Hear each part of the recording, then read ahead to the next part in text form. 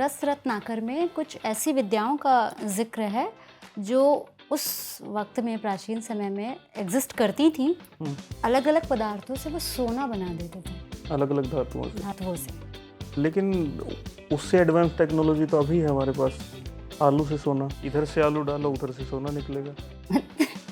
अभी यूथ है, रील्स बनाते हैं, गानों पे लिप सिंक करते हैं, डांस करते हैं, कच्चा बादाम पक्के नहीं दे रहा। ऐसे में आपको बुक ट्यूबिंग का आइडिया कहाँ से आया? ये सब तो बहुत बाद में आया संचित। रिव्यू करने के लिए पैसा ही मिलता है। कुछ लोगों को ये दिक्कत हो गई कि ये तो मेरा प्लान था। हाँ, ऐसे तो मेरे को भी लगता है कि इंसेप्शन मेरा प्लान था। हाँ, तो मेरे साथ ऐसे अप्रोचेस बहुत हुए कि सुदीप्ता तुम अच्छा कर रही हो, मैं तुम्हें ये करा दूंगा, लेकिन बदले में क्या चाहिए वो बताते नहीं थे। पर फिर उनके कॉल्स, रात में कॉल्स आते थे, वो भी ना बताए मेरे घर पे कभी भी आ जाते थे। एक बहुत बड़े पब्लिशर थे, वो चाहते थे मैं उनसे जुड़ूं, लेकिन जब उन्होंने मुझे इंटरव्यू के लिए बुलाया तो उनका जेस्चर भी बहुत ही अजीब था मेरे प्रति, और वो तो काफ़ी बूढ़े भी थे। अगर प्रेम को नियोजित तरीके से किया जा रहा है तो फिर प्रेम क्या है? वही बात है कि प्रेम को आप कैसे अरेंज कर सकते हो? नहीं कर सकते ना। कौन सी ऐसी किताबें हैं जो हर कपल को अपनी समझ दुरुस्त करने के लिए पढ़नी चाहिए? अगर आज के एरा में कोई गुनाहों का देवता पढ़ता है तो मुझे नहीं लगता कि वो बहुत वैल्यू ऐड कर पाएगा अपनी लाइफ में, और मुझे नहीं लगता कि वो कुछ सीख पाएगा और कनेक्ट तो नहीं कर पाएगा। लेकिन जब मैं शरद चंद्र को पढ़ती हूँ और फिर उसके बाद जब मैं टैगोर को पढ़ती हूँ तो मैं उनसे कहीं ज़्यादा फेमिनिज्म टैगोर में देख पाती हूँ, और एक लड़की होने के नाते कनेक्ट भी मैं उन्हीं से कर पाती हूँ। रावण संहिता लिखी गई, हाँ, विमान शास्त्र लिखा गया। ये किताबें आज के टाइम पे अवेलेबल हैं? नहीं, बहुत मुश्किल है इनको ढूंढना। बिब्लियोथेरेपिस्ट क्या होता है? अगर आप डीप ट्रॉमा में भी हैं तो किताबें आपकी, फिक्शन आपकी हेल्प करती है। और ये आज के समय की बात नहीं है, सेकेंड वर्ल्ड वॉर में यूरोपियन कंट्रीज़ में जो हॉस्पिटल्स होते थे वहाँ पे इन घायल सैनिकों का उपचार बाकायदा ऐसे थेरेपिस्ट रखे जाते थे जो उन्हें पोइट्रीज़ के ज़रिए, फिक्शन के ज़रिए हील करते थे। स्वदेश दीपक बाइपोलर डिसऑर्डर के शिकार रहे, खूबसूरत औरतों से नफरत करते थे। उनको ये लगने लगा था कि एक खूबसूरत सी औरत है जो उन्हें कहीं किसी शो थिएटर के बाहर मिलती है और उनको प्रपोजल देती है। उन्हें हेलुसिनेशंस होते थे। पापा की एकदम से डेथ हुई तो पता चला कि हम सब पॉजिटिव हैं। एक पड़ोस का एक व्यक्ति भी नहीं आया। रिलेटिव्स कौन थे उस टाइम में? थे सब अपने अपने घरों में थे। किसी ने किसी मदद की पेशकश नहीं की। मन योगी तन भस्म भया, तू कैसो हर्फ कमाया।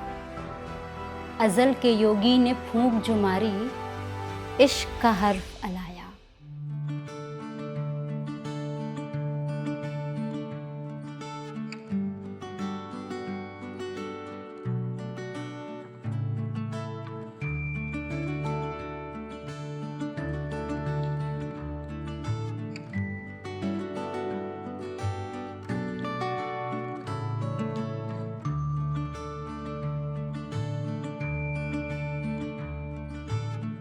एक लड़की है, किताबें पढ़ती है, किताबों पर बात करती है, किताबों की समीक्षा करती है।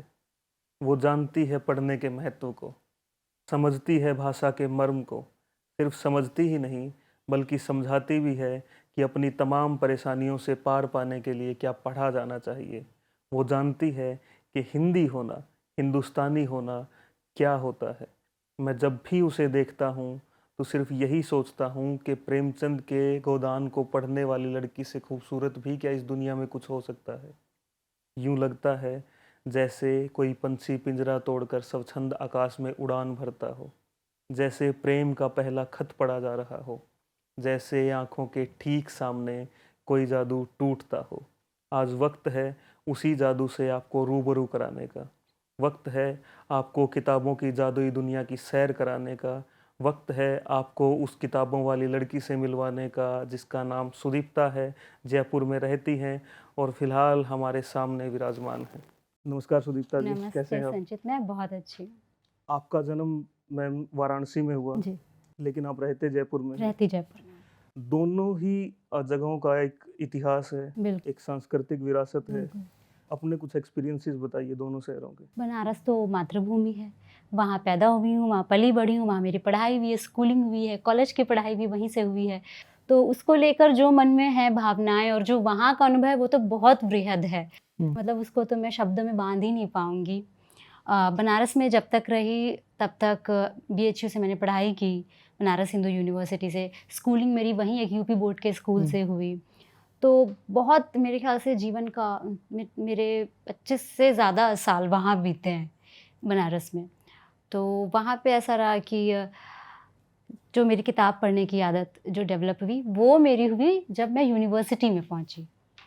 जब मैं छोटी थी तो स्कूल में जब तक मैं थी तब मैं, बनारस एक मेन सिटी है और उससे एक सटा हुआ कस्बा है छोटा सा, रामनगर कहते हैं।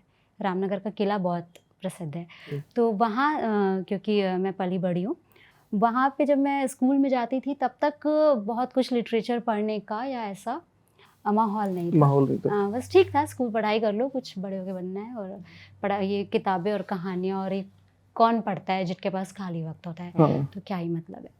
तो ठीक है चलो, मैंने वहाँ पे ऐसे किया और फिर धीरे धीरे मैं बड़ी भी, लेकिन मन तो मेरा लगता था इन्हीं चीज़ों में। उसके बाद संयोग से एडमिशन भी हो गया बनारस हिंदू यूनिवर्सिटी में, तो वहाँ का माहौल था हमारा थोड़ा लिटरेरी।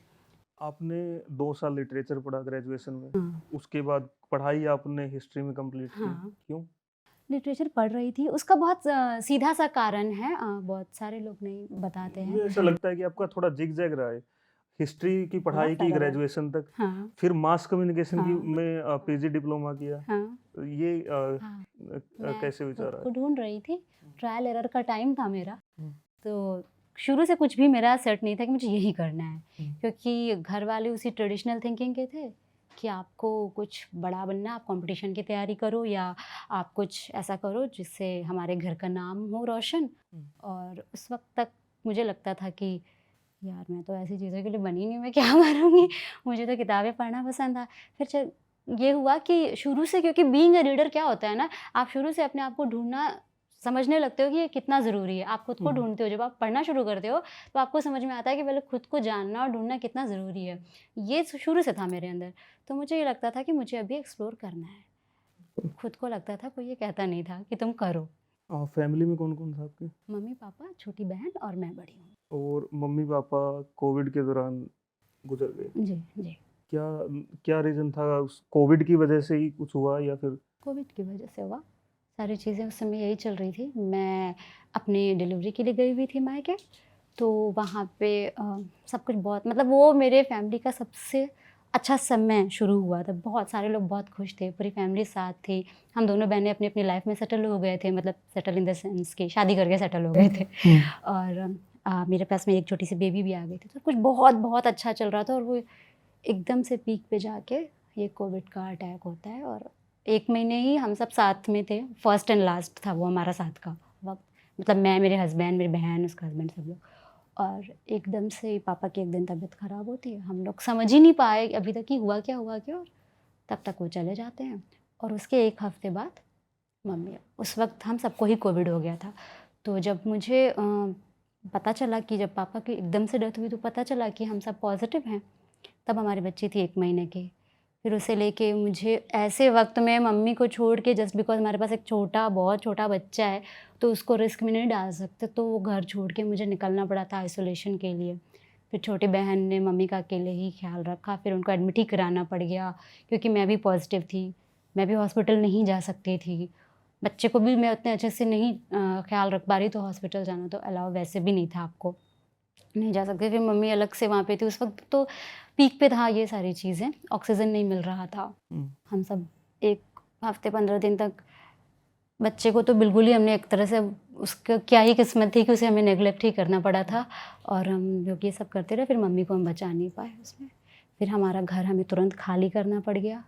मैनेज कैसे किया इस दौरान? वो बहुत ज़्यादा ख़राब समय था, और वो ऐसा समय था कि इतना इंसान ज़िंदगी भर रिश्ते बनाता है लोगों को, कहते हैं ना कि लोग कमाने ज़रूरी हैं, पैसे कमाने से ज़्यादा। पर उस वक़्त में हमने ये सीखा कि समय कभी-कभी ऐसी पलटी खाता है, आप लोग भी कमा लो ना तो भी वो कोई काम नहीं आता, लाइफ इज़ क्योंकि अनप्रेडिक्टेबल। हाँ, एक पड़ोस का एक व्यक्ति भी नहीं आया।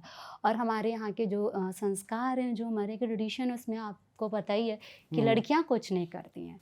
हमारे यहाँ दामाद को भी छूना अलाउ दामाद अंतिम संस्कार भी नहीं जा कर सकता है। सकता। मैं कर नहीं सकती because I have a baby. हाँ। छोटी बहन नहीं कर सकती because she was pregnant that time.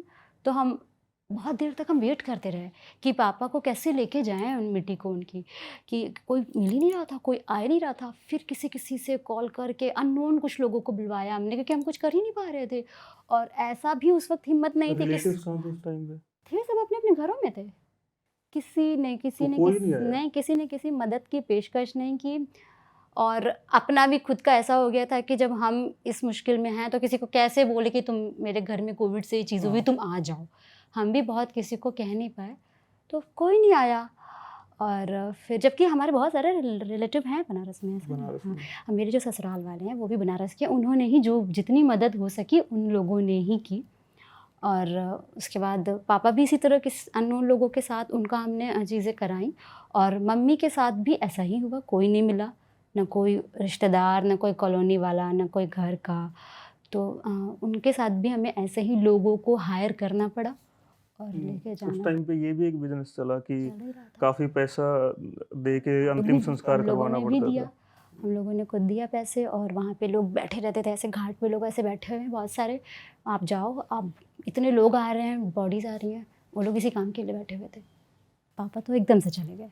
और जब मम्मी एडमिट हुई तब तो उन्हें सारी चीज़ों की ज़रूरत पड़ने लगी। अब ऑक्सीजन चाहिए, बेड चाहिए, और पैसे उस वक्त ऐसे लग रहा था कि हम बिल्कुल तोड़ के पेड़ में से ऐसे लुटा रहे हो, इस तरह से पैसे लोग मांग रहे थे। यहाँ से हमें 200 मीटर दूर जाना था, जस्ट 200 मीटर्स ना जाना था मम्मी को लेके उस टाइम पे तो हॉस्पिटल। रेट लिस्ट बनी हुई थी कि अगर एम्बुलेंस वाले जिंदा ने, है तो कितने लेंगे, हाँ, मरे हुए के कितने लेंगे, चिता पे लेटाने का पैसा अलग से वो लगता था। उस 200 मीटर की दूरी, जस्ट बिकॉज आपको सारे इक्विपमेंट्स लगे हुए हैं, आप ऐसे तो लेके जा नहीं पाओगे। नहीं जा वो पाओगे। आराम से 10,000 20,000 मांग रहा है बस 200 मीटर क्रॉस हाँ। करने के। और ऐसे हमने कितना बार मम्मी को इस हॉस्पिटल से इस हॉस्पिटल में शिफ्ट किया। तो हमारी जो सारी वो थी सेविंग, वो तो ख़त्म हो गई। ठीक है, फिर जो मेन प्रोसेस होता है अंतिम संस्कार का, उसके लिए तो हमारे पास पैसे ही नहीं थे, उसके लिए तो हमें उधार लेना पड़ा।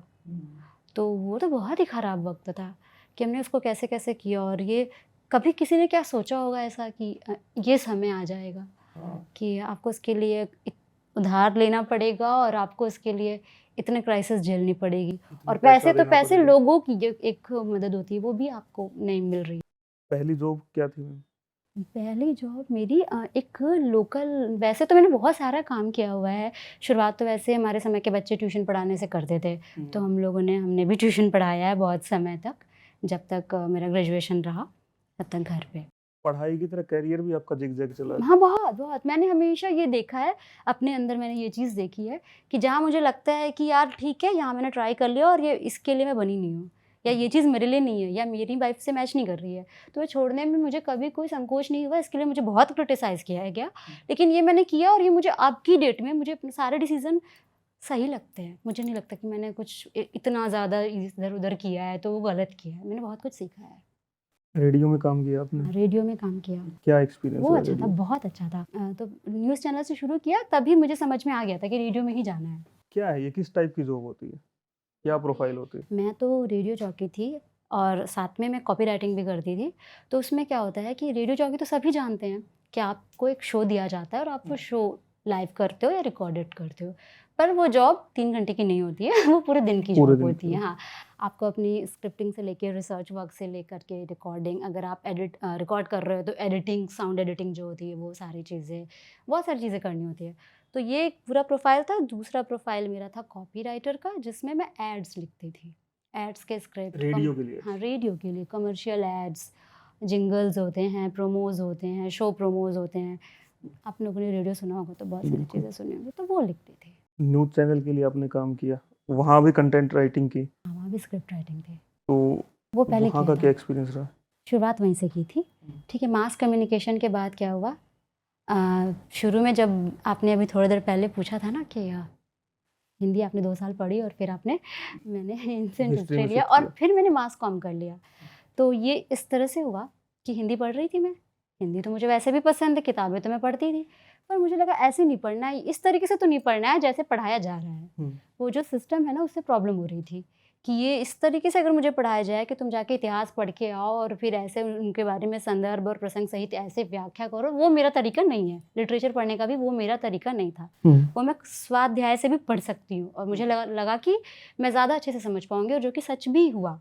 तो मैंने बोला कि ठीक है, ये सिस्टम मेरे लिए वर्क नहीं कर रहा है, तो हिंदी को यहाँ छोड़ते हैं। फिर हिस्ट्री में लगाओ था, हिस्ट्री पढ़ना पसंद आता था, मैंने कहा चलो मेरे पास एक ऑप्शन है, हिस्ट्री में कर लेते हैं ग्रेजुएशन। तो अरे ऑनर्स तो चलो कर लिया, फिर लगा कि यार लिखने उखने का तो, पढ़ने का तो मन वहाँ से हट नहीं रहा है, ठीक है, और मन तो उधर ही लगा हुआ है। अब भले ये सिस्टम नहीं समझ में आया तो मैंने नहीं पढ़ाई की हिंदी में, पर मन तो मेरा लिखने पढ़ने में ही है। मैंने कहा चलो जर्नलिज्म करके देखते हैं, तो जर्नलिज्म के लिए फिर मैंने फिर से ट्राई किया। उसके बाद तुरंत मैंने एक लोकल न्यूज़ चैनल ज्वाइन कर लिया, बनारस में ही है, स्क्रिप्ट राइटिंग के लिए। शुरू में स्क्रिप्ट राइटिंग क्या न्यूज़ की स्क्रिप्ट, न्यूज़ की स्क्रिप्ट तो होती है, लेकिन उसको कैसे, किस तरीके से प्लान करते हैं? अरे वो ऐसा कोई बहुत, कहानियाँ बुनना, नहीं कहानियाँ नहीं बनते थे हम। अपने इंटरेस्ट के तरीके से चीज़ें रिप्रेजेंट करना।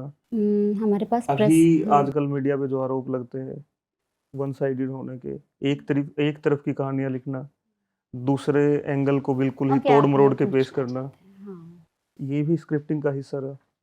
हाँ, ये तो आपने होता ही किया है। है ये? हाँ, अभी हमारे पास जो राइटिंग्स आती थी लोकल चैनल में, क्या होता है मैं आपको बता देती हूँ, लोकल चैनल ना बहुत ज़्यादा पॉलिटिक्स और इसमें नहीं घुसते हैं।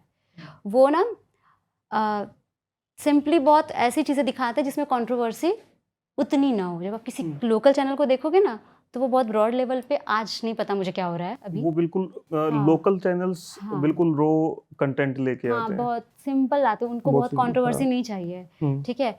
हाँ, लेकिन उसमें भी एक चीज़ होती थी कि अगर आपके पास एक बड़ा ब्रांड है कोई ना उस शहर का, हम्म, जिससे आपको पता है कि आपको एड्स मिलेंगे, तो आप उनकी चीज़ों को कवर करते हो प्रमुखता से, और उनको ज़्यादा प्रायोरिटी देते हो उनकी खबरों को। तो वो हमें भी करना होता था। हम ये नहीं बोल सकते थे कि नहीं ये वाली ज़्यादा अच्छा न्यूज़ है और इसको हम लिखेंगे, आपको ये लिखना है, ये हमारा अच्छा ब्रांड है, ये एड्स देते हैं।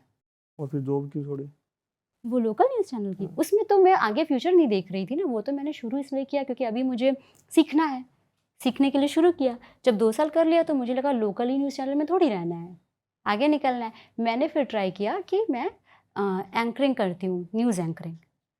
तो न्यूज़ एंकरिंग के लिए जब कोशिश की, तो मैंने ये फ़ील किया कि यार जो है कि न्यूज़ एंकर में पढ़नी तो न्यूज़ ही है ना, इतनी बोरिंग बातें ही करनी है रोज़ कि यहाँ ये हुआ, यहाँ ये हुआ, मुझे तो कुछ क्रिएटिव करना है, ठीक है। फिर रेडियो में मैंने सोचा कि रेडियो ट्राई करते हैं, चलो आकाशवाणी में बोलते हैं। आकाशवाणी अप्लाई किया और फिर कमर्शियल रेडियो में मैंने ट्रेनिंग स्टार्ट कर दी, इंटर्नशिप, कि यार अब लोकल न्यूज़ चैनल में ही नहीं रहना है, अब रेडियो में जाके देखते हैं, वहाँ कुछ वैराइटीज़ मिलेगी बातें करने की, कुछ नई चीज़ें सीखेंगे, रोज़ एक ही न्यूज़ बोलना उसमें मज़ा नहीं आएगा, ठीक है।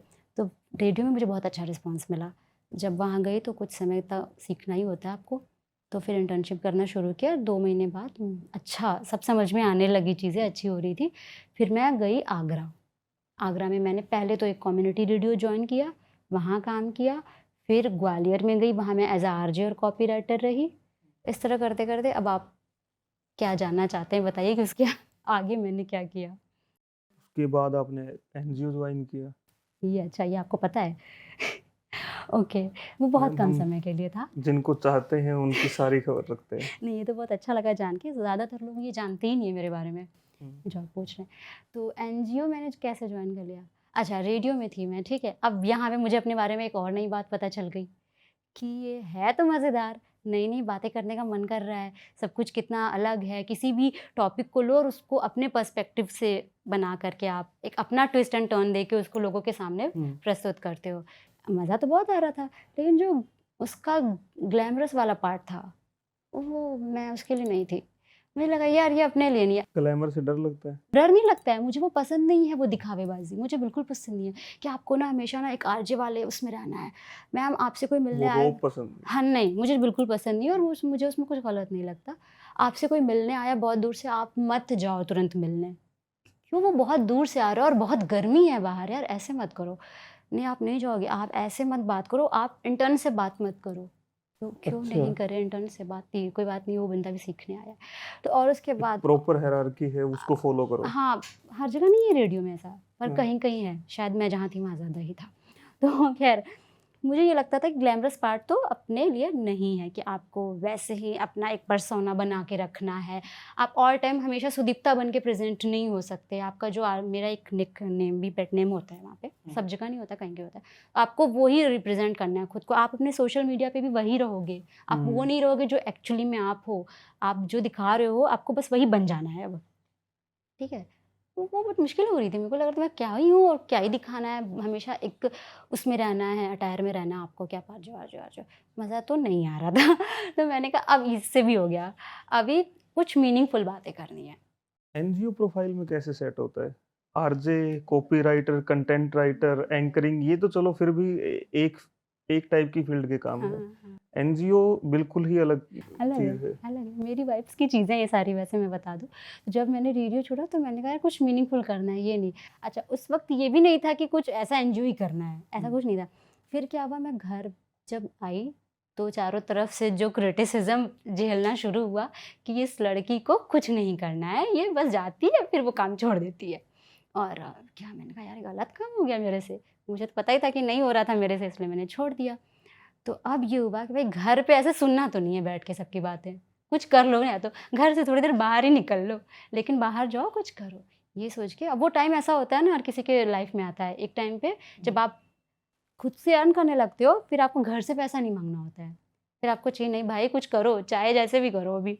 फिर वो टाइम आ गया, मेरे को लगा यार अब तो छोड़ तो दिया है, लेकिन दूसरी कोई साथ में है ही नहीं। यही होता है जब आप बहुत ज़्यादा अपने दिल की ही सुनते हो। तो मैंने कहा क्या करें, कुछ तो करना है। पर ऐसी एक दिन मैं यूनिवर्सिटी में घूम दिल रही की थी, सुनने में हजार खतरे हैं। बहुत खतरा है। एग्जैक्टली। फिर उसके बाद मेरा, जो आपने पूछा कि एनजीओ में मैं कैसे गई, तो घर आ गई थी मैं, और अब मुझे लग रहा था कि यार अपने मन का काम तो कर दिया, छोड़ दिया, काम तो छोड़ दिया, लेकिन घर से पैसे थोड़ी लूँगी, तो कुछ करना है। तो इतना क्रिटिसिज्म भी नहीं झेला जा रहा था कि अच्छी खासी जॉब छोड़ दी यार लड़की ने, पता नहीं कौन सी मीनिंग ढूंढ रही है, और बताया भी नहीं जा सकता है कि क्या ढूंढ रही है, क्योंकि मुझे भी नहीं पता है। तो फिर ऐसे एक रोज़ हम लोग ऐसे यूनिवर्सिटी कैंपस में घूम रहे थे, कॉलेज के बाद भी मैं अक्सर ही जाती रहती थी, कैंपस में मज़ा आता था। तो एक लड़की आई, उसके हाथ में कुछ पैम्पलेट्स थे, उसने कहा कि आप मैम ज्वाइन करना चाहेंगे, हमारी एक टीम है। तो उस वक्त तो मेरे दोस्त ने मना किया कि अरे क्या तुम पढ़ रही हो, तुम अच्छा कुछ काम कर लो, ये क्या ज्वाइन करने जा रही हो। मैंने कहा देखते हैं ना क्या कहती क्या है। तो मैंने ले लिया, मेरा बड़ा अच्छा डिसीजन था वो। मैंने पैम्फलेट लिया तो पढ़ा कि उसमें एक एनजीओ है जो उन बच्चियों के लिए काम करता है जो गरीबी रेखा से नीचे की हैं, बच्चियाँ, स्पेशली गर्ल्स ना। तो वो काम करता है उनके जीवन स्तर को सुधारने का, और प्लस उनकी हेल्थ पर उनको अवेयर करने का। वो हेल्थ वाला जो पोर्शन था उनका, वो सभी के लिए था। तो उसने कहा कि हमारी एक छोटी सी टीम है, आप जॉइन कर लो। तो मैंने कहा ठीक है। उस वक्त तो मैंने हाँ कह दिया, पर मैं जाकर उनसे मिली तो मुझे पता चला कि वो वाकई बहुत छोटी टीम थी, वो 2 ही लोग थे। मैं तीसरी थी। फिर मुझे पता चला कि जिसने ये एनजीओ शुरू किया है यहाँ पे, वो लेडी कैलिफोर्निया की हैं, और वो जब इंडिया आए तो उन्होंने ये प्रॉब्लम यहाँ की देखी कि जो गरीब बच्चे होते हैं उनका एजुकेशन का, और उन्होंने देखा कि यहाँ की औरतों में हेल्थ इश्यूज़ हैं और वो अपने हेल्थ को लेके अवेयर नहीं है। तो उसने ये स्ट्रेंथ इंडिया फॉर वीमेन करके शुरू किया। तो मैंने कहा चलो ठीक है, काम करके देखते हैं। बहुत मज़ा आया, 2 साल मैंने वहाँ काम किया। हम एक तो ट्रस्ट के स्कूल में जाते थे गरीब बच्चों के, जहाँ हम बच्चों को अदर एक्टिविटीज़ सिखाती थी। दूसरा जो मेरा बहुत इंटरेस्टिंग काम था, उसमें वो ये था कि हम औरतों को, लड़कियों को, पूरे बनारस की हर स्तर की, हर लेवल की, हर क्लास की लोगों को हम उनके पीरियड हेल्थ को लेकर के अवेयर करते थे। हम उनको बताते थे कि आपको पैड्स कैसे यूज़ करने हैं, या फिर जो भी आप मीडियम यूज़ करते हो अपने पीरियड्स में, वो कैसे होने चाहिए, उसमें क्या ध्यान रखना है, और आप अपने आप को लेके कितने अवेयर हो। तो मेरा काम ये था कि मुझे जा के सर्वे कंडक्ट करना का होता था। ये तो अब तक का रेडियो के बाद बहुत ही अलग था। आप घरों में जा के उनको सर्वे वो करती करते थी, थे? हाँ, मैं उनसे बात करती थी। ये तो टॉपिक ही टाबू माना जाता है। टैबू है बहुत बड़ा, और मेरे घर वाले तो बिल्कुल ही गिव अप कर चुके थे वो मुझसे, कि भाई क्या ही कर रही है। अच्छा, मुझे इस बात को कोई फ़र्क कभी नहीं पड़ा। घर वालों से ज्यादा तो आसपास के लोग परेशान करते होंगे। करते हैं, लेकिन उनसे मेरी बातचीत नहीं थी ना, सीधे मेरा कोई कनेक्शन था नहीं, मैं बहुत ही एंटी सोशल थी। कनेक्शन आपका हो ना, वो अपने आप जोड़ देते हैं ना। हाँ ठीक है, उससे कभी फ़र्क ही नहीं पड़ा मुझे, सच में। मुझे फ़र्क बस यही पड़ता था जिस घर में मैं जाके रह रही हूँ, खा रही हूँ, पी रही हूँ, उससे कोई कुछ बोले ना मेरे को, कुछ पूछे ना बस। और खासकर खाना खाते टाइम ना बोले। खाना खाते टाइम, कुछ पढ़ते टाइम, कुछ भी करते टाइम।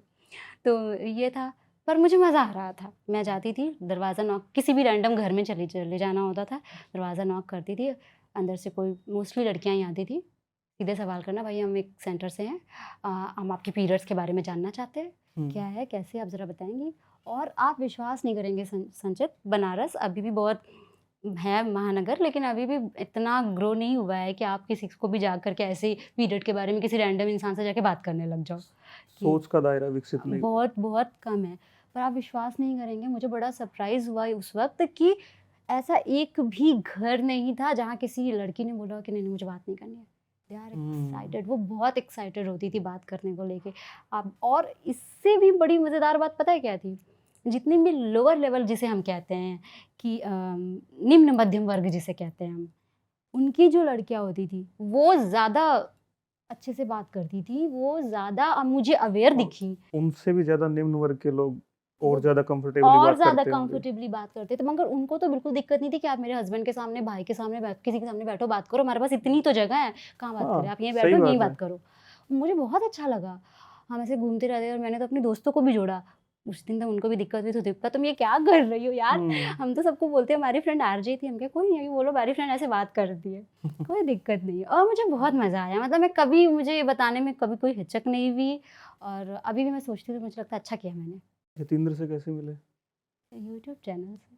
क्या कहानी है? लव मैरिज हुई? हाँ लव मैरिज हुई। हाँ, ऑब्वियसली फिर मैंने यूट्यूब स्टार्ट कर मैं दिया। लव मैरिज में बहुत इंटरेस्टेड हूँ। हाँ मतलब होना भी चाहिए, हाँ। बहुत अच्छा होता है। पर्सनली भी इंटरेस्टेड। आने वाला समय भी इसी का है, क्योंकि ये तो फिर एक अलग टॉपिक है हो गया कि शादी ऐसी चीज़ है, उसको आप अरेंज कैसे कर सकते हो, उसका तो आधार ही प्रेम होता है ना। आप प्रेम को कैसे अरेंज कर दोगे, वो अरेंज वहाँ सिस्टम होना ही नहीं चाहिए। खैर अपने यहाँ है, कई जगहों पे है, कोई बात नहीं। इंडिया में तो अगर प्रेम है भी तो अरेंजमेंट बैठेगी तो करेंगे, अदरवाइज नहीं हो पाएगा। तो वे अरेंज ही तो हुआ, फिर कहाँ से प्रेम, अगर प्रेम है अरेंजमेंट नहीं तो आप नहीं करोगे। अगर प्रेम को नियोजित तरीके से किया जा रहा है तो फिर प्रेम क्या है?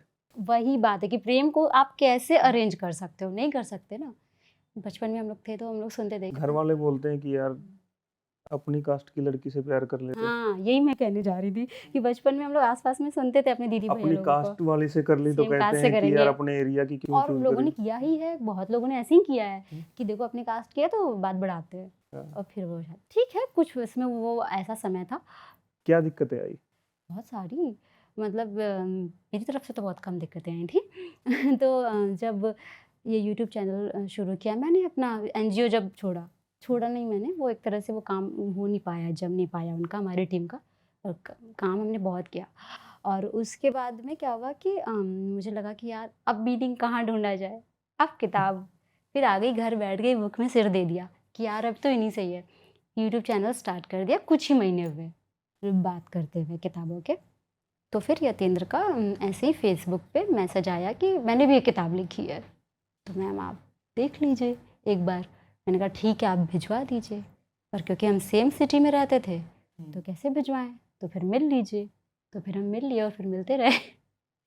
अब दिक्कत ये आई कि यतीन्द्र के घर परिवार में ये था कि नहीं, हम अपने कास्ट से अलग कैसे चले जाएं, होता है ना, ये वाली प्रॉब्लम थी। मेरे यहाँ से नहीं थी कोई प्रॉब्लम, मेरे मम्मी पापा हार चुके थे मुझसे और उनको लग रहा था कि ठीक है कि भाई बस इसको भेजना बस है। इसको भेज दो इसके घर, ये खुश रहे, इसको जो करना है काम ये वो करे। तो लेकिन तो शादी कर ले। हाँ शादी कर ले। और शादी एक बहुत बड़ा रहता भी है हमारे यहाँ, एक टाइम के बाद लड़कियों को रहता है यार शादी करनी है, तो लड़कियां बचती हैं बहुत, तो तरह तरह की चीज़ें और करती हैं कि कुछ काम कर लेते हैं, कुछ कर क्योंकि लेते हैं। हमारे यहाँ 25 की साल तक लड़कियां बच्ची होती हैं, उसके बाद डायरेक्टली बूढ़ी हो एकदम जाती से हैं, बूढ़ी हो जाती हैं। जवानी आ ही नहीं पाती। मैंने जो सर्वे किया था, ये चीज़ मैंने बहुत कम लोगों को बताई है कि उस सर्वे के बाद मुझे ये पता चला कि पूरे शहर में सारी औरतें 30 साल की हैं और सब की सब 50 से कम की नहीं दिखती हैं। हाँ, और सच में 30 साल की औरतें थी, ऐसा नहीं कि झूठ भी बोल रही थी। हाँ। पर वो इतनी जल्दी बूढ़ी हो जाती हैं, उनको बना दिया जाता है कि मुझे बड़ा, ये भी एक विडंबना ही है। तो कह रही है अलग टॉपिक है। तो मैम- यतीन्द्र की बात हो रही थी, हाँ, प्रॉब्लम की बात हो रही थी। वो बुक छपी? बुक तो छप गई थी ना, तभी तो उन्होंने मुझसे कहा कि आप मेरा कर सकते हो क्या।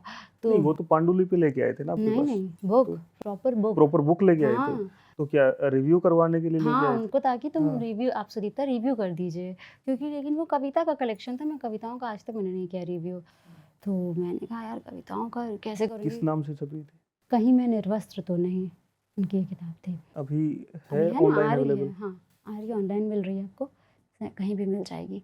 तो वो लेकर आए, फिर मैंने कहा चलो मिल लेते हैं, फिर इनकी किताब पढ़ लेते हैं। नया नया चैनल शुरू किया था तो मैं भी अपनी नेटवर्किंग कर रही थी, तो हमने मुलाकात की, फिर हमने फिर ये डिसाइड किया कि हमारे कुछ इंटरेस्ट बहुत मैच कर रहे थे, तो हमने कहा कि चलो एक छोटा सा ओपन माइक कराते हैं।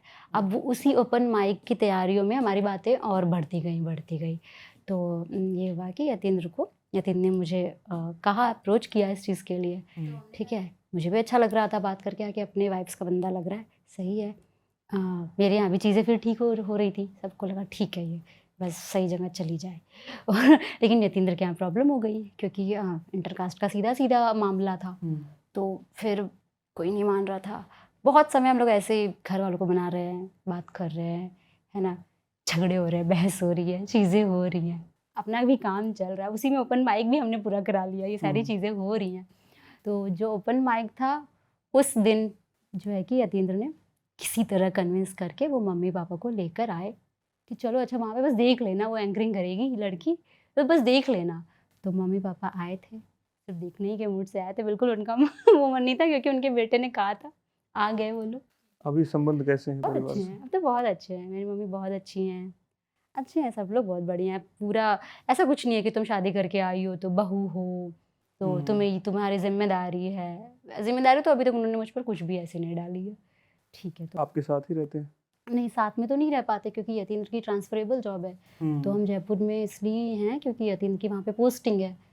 नहीं तो हम तो बनारस में भी रह सकते थे, तो वो लोग बनारस में घर है, तो वहाँ पे हैं वो लोग। एक बहुत ही सीरियस सवाल है मैम। बताइए। अभी यूथ है, खासकर लड़कियां हैं, यूट्यूब, इंस्टा और टिकटॉक इन्फ्लुएंसर बनने में लगी है। रील्स बनाते हैं, गानों पे लिप सिंक करते हैं, डांस करते हैं, कच्चा बादाम पक्के नहीं दे रहा। ऐसे में आपको बुक ट्यूबिंग का आइडिया कहाँ से आया? ये सब तो बहुत बाद में आया संचित। जब मैंने शुरू किया था 2018 में, तब रील्स नहीं थी, टिकटॉक नहीं था, इंस्टाग्राम पे इसका मतलब अगर पहले आया होता तो शायद।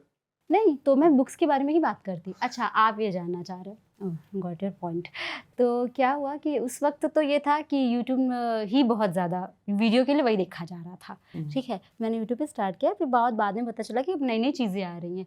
तो जब ये सब आने लगा, अब अगर ये हम बात करें कि लोग इस तरह की चीज़ें रील्स बना रहे हैं, वो कर रहे हैं, उसमें भी बहुत बहस है, क्योंकि उसमें भी बहुत सारी चीज़ें वाकई में बहुत मेहनत से बनाई जाती हैं। उसमें एक स्टोरी होती है, एक मीनिंग होती है, आपकी या तो एक्टिंग का वो होता है, पर सब वो नहीं कर रहे हैं। सब क्या है कि देख के कॉपी कर रहे हैं और फिर वो एक भीड़ चाल का हिस्सा बन रहे हैं। तो जब टिकटॉक आया, बहुत कम लोग ये बात जानते होंगे कि मैं टिकटॉक पे वीडियोस बनाती थी, और मैं किताबों को लेके। मैं कोई बुकिश कंटेंट नहीं बनाती थी।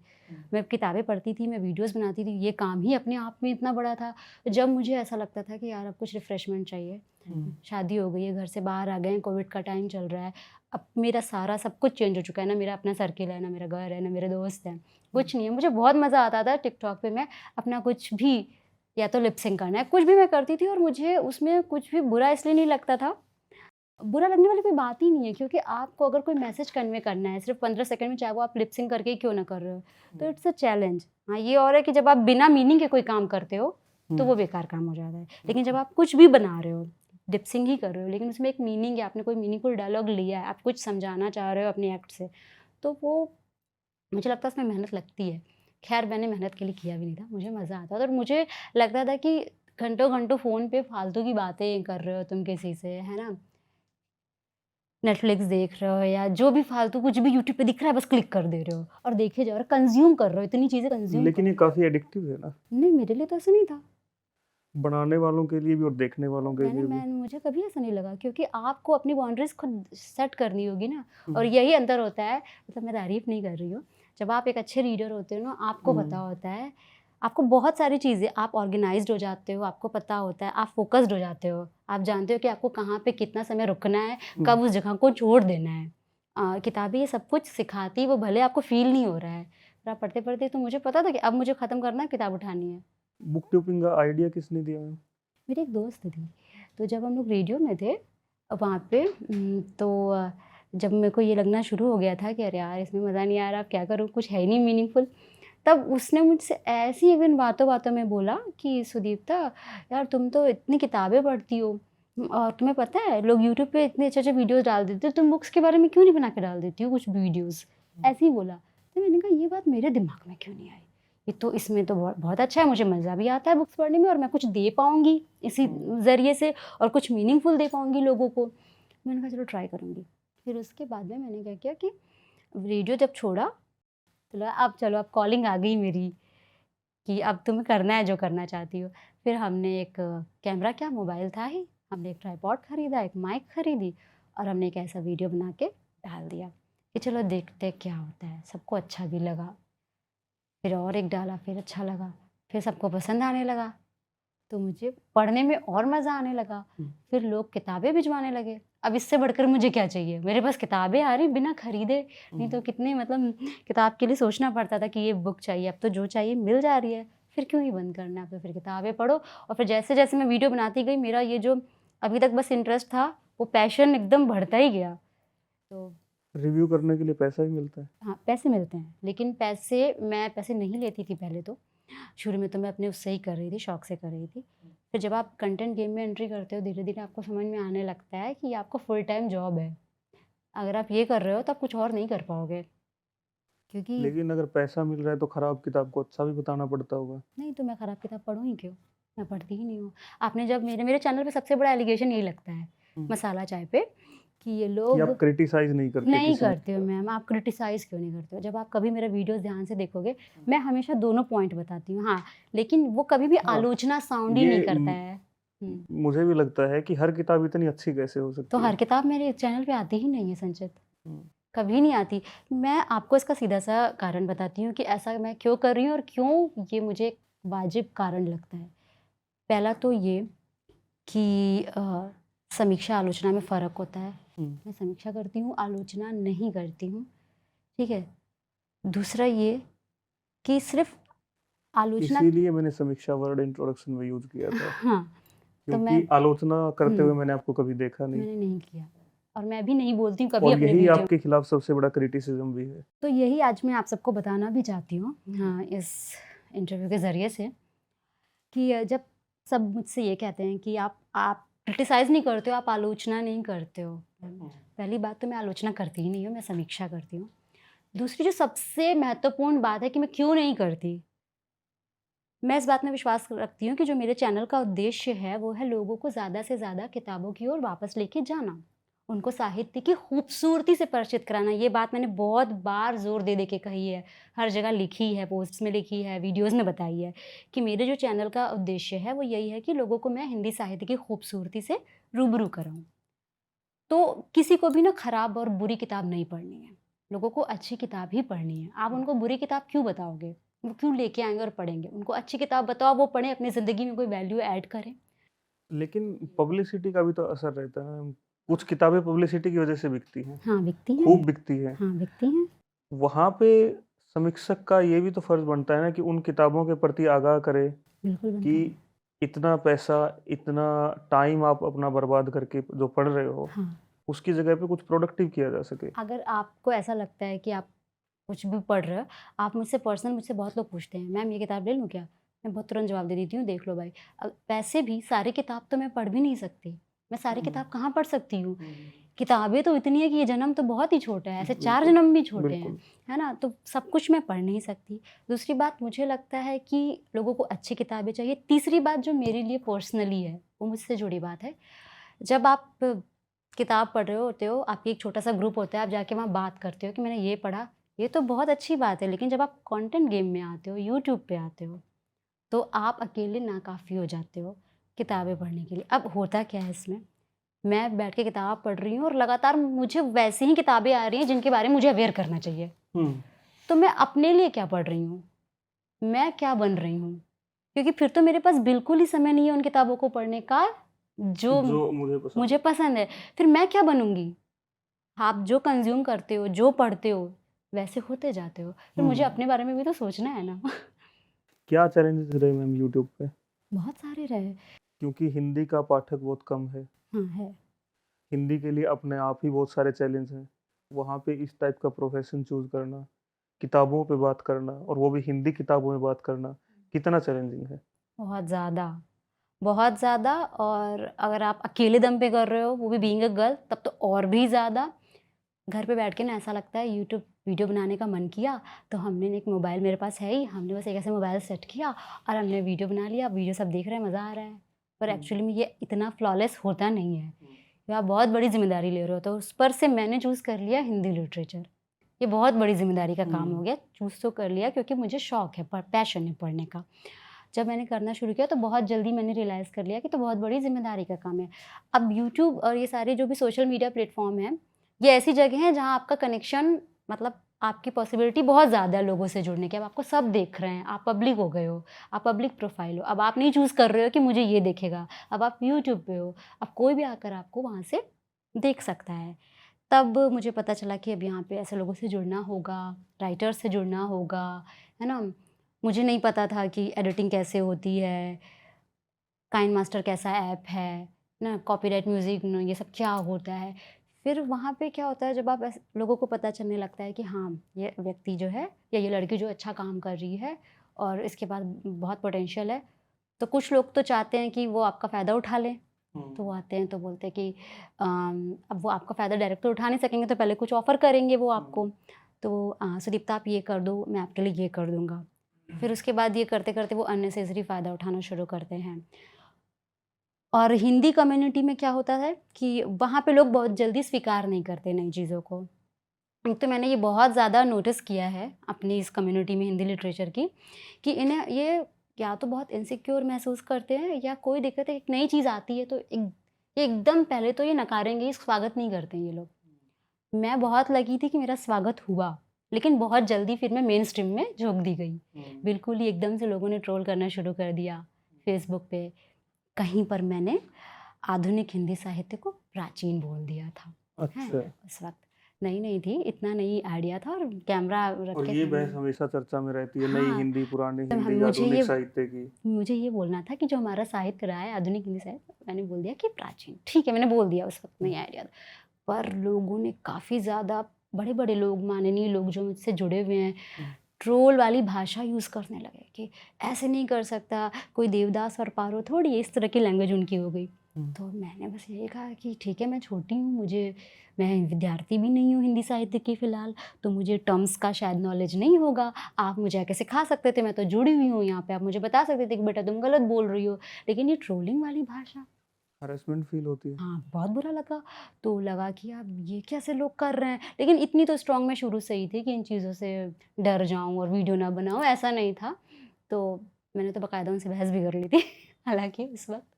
तो कोई नहीं, मुझे डर नहीं लगता। मुझे लगा कि अगर मेरी गलती है तो सामने से जो रिस्पॉन्स आ रहा है वो भी कोई सभ्य रिस्पॉन्स नहीं कहा जाएगा अगर आप ट्रोल कर रहे हो किसी को। तो फिर ठीक है, ये चीज़ें ख़त्म हो गई। उसके बाद में देखा कि बहुत सारे लोगों को ये दिक्कत हो जाती है दरअसल कि अच्छा, हम किताब लिख कर फ़ेमस नहीं हो पा रहे इतने, और ये आप समीक्षा करके इतनी फ़ेमस हो जा रही हैं यूट्यूब पे। तो उनको ये भी प्रॉब्लम है। कुछ लोगों को ये दिक्कत हो गई कि ये तो मेरा प्लान था। किताबें लिखने वालों को लोग इतना फॉलो नहीं करते जितना समीक्षक को फॉलो हाँ, कर रहे हैं। क्योंकि उस मेरी चीज़ चीज़ें की चिढ़ चल गई होती थी। है। हाँ, उस चीज़ की चिढ़ थी, बहुत सारे लोगों में थी। तो कुछ लोगों को ये दिक्कत हो गई कि ये तो मेरा प्लान था। हम्म। उनको बुरा लगने लगा कि किसी और ने कैसे कर दिया। हाँ, ऐसे तो मेरे को भी लगता है कि इंसेप्शन हाँ, मेरा प्लान था। हाँ, तो वो लोग, उन लोगों ने सपोर्ट करना वो छोड़ दिया कि नहीं, नहीं ठीक है। और उसके बाद क्या हुआ कि जब आप ये चीज़ नोटिस करेंगे, जब लोग पढ़ते हैं हिंदी, उनको ना दिखाने का बहुत शौक होता है कि मैं ना किताबें पढ़ रहा हूँ, मैं पढ़ रहा हूँ। और जब उनको कोई उनसे ज़्यादा दिखाने वाला मिल जाता है तो उन्हें उन्हें बुरा भी लगता है बिल्कुल। कि अच्छा, ये मेरे से ज़्यादा पढ़ रहा है या पढ़ रही है।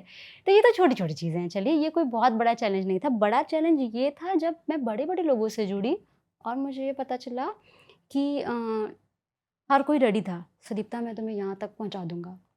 ये बहुत अच्छे-अच्छे लोग थे, नाम तो मैं नहीं लूँगी। और वहाँ भी हरेसमेंट हुई। बहुत, वो तो मैंने देखा कि मैंने तो एक ऐसे यूट्यूब पे चैनल ही शुरू किया था, लेकिन इसके कितने आप एस्पेक्ट देखिए, लोग आते थे। मतलब आपका टैलेंट कुछ नहीं है, मैं आपको पहुँचा दूँगा। मैं पहुँचा दूँगा, आप सुदीप्ता। खुद आप नहीं पहुँच हाँ, पाओगे। क्योंकि बहुत सारी चीज़ें अभी मुझे मालूम जैसे नहीं, जैसे मुझे नहीं पता कि प्रीमियर प्रो में एडिट होता है, नहीं पता था मुझे उस वक़्त, ठीक है? मैं तो काइन मास्टर पे कर रही होती थी। तो वो आके बोलते मैं तुम्हें सॉफ्टवेयर दूंगा। अच्छा ठीक है। फिर उन्हें लगता है कि सुदीप्ता तो बहुत अच्छा काम कर रही है, तो इससे हम अपना काम ही करा सकते हैं, तो आपको मैं ये अवार्ड दिलवा दूंगा, ये करा दूंगा, लेकिन उसके बदले में सिर्फ वो अपना काम नहीं लेंगे। और एक इजी गोइंग लड़की होने का ये एक्चुअली सबसे बड़ा नुकसान होता है बहुत कि लोग बहुत आपके कैरेक्टर को कैरेक्टर मिसजज करते हैं। यही बताने जा रही थी। फिर उसके बाद उनका ये मकसद हो जाता है कि सुदीप्ता एक महत्वाकांक्षी लड़की है, तो आगे बढ़ना चाहती है और छोटे से शहर की है, तो हमारे और इसकी महत्वाकांक्षाओं का फायदा हम हमारे उठा जैसे सकते हैं। शहर की लड़कियों के साथ एक प्रॉब्लम है जो बहुत जल्दी जल्दी नोटिस नहीं होती है। जब आप किसी अभी आजकल की मैं लड़कियों को देखती हूँ तो वेल ड्रेस्ड ही नहीं, मतलब वेल कॉन्फिडेंट होती हैं। आप उनको ना अपने तरीके से ना मोल्ड नहीं कर सकते हो। वो आपसे बात करेंगे तो आप उनका एकदम से फ़ायदा उठाने का सोच नहीं पाओगे। लेकिन जब छोटे शहर की लड़कियाँ आती हैं ना, कुछ करती हैं, तो बहुत पोलाइट होती हैं। और अगर वो महत्वाकांक्षी है ना, तो सामने वाले को लगता है कि ये तो ऐसे शहर से भी है और कितनी पोलाइट है, ये क्या बोलेगी, इसका ना हम लोग इसका ऐसे यूज़ कर सकते और हैं। नहीं भी बोलेगी तो क्या उखाड़ लेगी। क्या उखाड़ लेगी। तो मेरे साथ ऐसे अप्रोचेस बहुत हुए कि सुदीप्ता तुम अच्छा कर रही हो, मैं तुम्हें ये करा दूंगा, लेकिन बदले में क्या चाहिए वो बताते नहीं थे। पर फिर उनके कॉल्स, रात में कॉल्स आते थे, वो भी ना बताए मेरे घर पे कभी भी आ जाते थे, ये वो पहली गिफ्ट्स बार भिजवाते थे। ये पहली बार किसी वीडियो के माध्यम से या किसी भी चैनल के माध्यम से सामने आ रहा है कि हिंदी लिटरेचर में भी कास्टिंग काउच है। बहुत है। और मतलब मेरे साथ तो हुआ है। सिनेमा में सुना है, पॉलिटिक्स में सुना है, लेकिन लिटरेचर में भी कास्टिंग काउच और है। मुझे इसका रीज़न भी यही समझ में आता है कि शायद लोगों को ये मैसेज गया हो कि मैं एक छोटी सी जगह से हूँ, तो मुझे बहुत चीज़ें नहीं पता है, तो मैं डायरेक्ट स्ट्रेट फॉरवर्ड बोल भी नहीं पाऊंगी, तो चलो ठीक है। बड़े आराम से बात करती है, प्यार से बात प्यार से करती बात है, कर एंटरटेन करती हाँ है, तो एक्चुअली इसका फायदा तो उठा ही सकते तो हैं ये ना। इसको बुरा भी नहीं लगेगा, ये भी वो सोचते हैं। तो इस तरह से एक बहुत बड़े वेब पोर्टल के डायरेक्टर हैं, है ना। तो उनका तो मैसेज आया कि तुम्हारा जो टैलेंट है वो बनारस के लायक नहीं है, तुम तो दिल्ली आ जाओ। ठीक है, वो बहुत पुरानी ही बात है, ये भी 1919 की बात है। तो उस वक्त तक तो मुझे ठीक लगा, लेकिन फिर उन्होंने कुछ ऐसे शब्दों का इस्तेमाल किया, काइंड ऑफ प्रपोजल, कि हार्ट भेजना और सारी चीज़ें, कि सुदीप्ता मुझे तो तुम्हें देखकर इतना अच्छा लग गया कि मैं क्या बताऊँ, तो तुम आ ही जाओ। और तुम्हारा ना जो है कि बगावत करनी पड़ती है ज़िंदगी में। यार बगावत करना मुझे कोई क्या सिखाएगा, मैं तो हूँ ही, मुझे पता है। लेकिन वहाँ पे मुझे समझ में आ गया कि इनका क्या इंटेंशन है। और लड़कियों की सिक्स सेंस इस मामले में बहुत तेज हाँ, होती है। वो उनके पास मेरे लिए अच्छी जॉब ऑफ़र थी, वो एक बहुत बड़े वेब पोर्टल के वो हैं, मुझे बहुत कुछ फ़ायदा हो सकता था, तो ये सारा लालच था मेरे सामने। तो मैंने फिर झूठ बोला कि नहीं, मेरे पापा नहीं मानेंगे। एक बहुत बड़े पब्लिशर थे, वो चाहते थे मैं उनसे जुड़ूँ, लेकिन जब उन्होंने मुझे इंटरव्यू के लिए बुलाया, तो उनका जेस्चर भी बहुत ही अजीब था मेरे प्रति। और वो तो काफ़ी बूढ़े भी थे। तो मैंने कहा ये ऐसे बातें क्यों कर रहे हैं मेरे से? तो वो भी मेरे को बहुत शॉकिंग लगा। फिर वहाँ से मैं आई तो दोबारा गई ही नहीं फिर उनके पास कभी, कि मुझे नहीं करना। वो भी मुझे बहुत अच्छी पोस्ट ऑफ़र कर रहे थे कि आप आ जाओ यहाँ पे और मैं आपको ये करा दूँगा। वहाँ भी नहीं गई। ऐसे कई लोग हैं, मैं सबके बारे में क्या-क्या ही बताऊँ, पर इस तरह के लालच देके कि मतलब सुदीप्ता, पब्लिकेशन में भी यही हालत है। मुझे पब्लिकेशन का नहीं पता, क्योंकि मुझसे जितने भी पब्लिकेशन जुड़े हैं ना, वो लोग मेरे साथ बहुत अच्छे हैं। लेकिन पब्लिकेशन के साथ भी एक दिक्कत है, और जिस पब्लिकेशन की अभी मैंने बात, इतने राइटर नहीं है, उससे ज़्यादा तो पब्लिकेशन हाउस खुल गए हैं। हाँ, हैं, बहुत हैं और खुल और भी रहे हैं वो ऑफ़र लगातार। करते हैं कि हम आपकी किताब छापेंगे, आप इतने पैसे दे दीजिए, फिर वो किताबें छपती भी नहीं है, वजूद में भी नहीं आती। नहीं आती हैं। उसके बारे में थोड़ा मैं बताइए। क्योंकि अभी तक मैंने कुछ लिखा नहीं, तो मैं इसमें बहुत डीप गई नहीं हूँ। लेकिन आपके हस्बैंड के साथ तो ये हाँ, हुआ? उनके साथ हुआ है। उनका ये हुआ था कि उनको ये नहीं बताया गया कि कितनी मतलब कॉपी, कितनी किताबें बिकी? हाँ, बिकी हैं। तो वो जो है कि उनसे जब मेरी बात हुई थी तो उन्होंने बताया कि 500-600 किताबें तो हमने ही खरीद ली ऐसा उनका भी और वो कहना कह रहे हैं कि भाई 50 ही किताब बिकी हैं। और उस दिन के बाद उन्होंने बात ही नहीं की दोबारा। फिर कुछ बात नहीं हुई। तो यतीन्द्र को ऐसा नहीं था, जो क्योंकि किताब तो शादी से पहले आ गई थी, तब तक मैं बहुत ज़्यादा नहीं जानती थी उन चीज़ों के बारे में। जब उनकी किताब पब्लिश हुई तब तक मैं थी ही नहीं उनके साथ में। वो तो मैंने बाद में समझा, फिर उन्होंने बाद में बताया।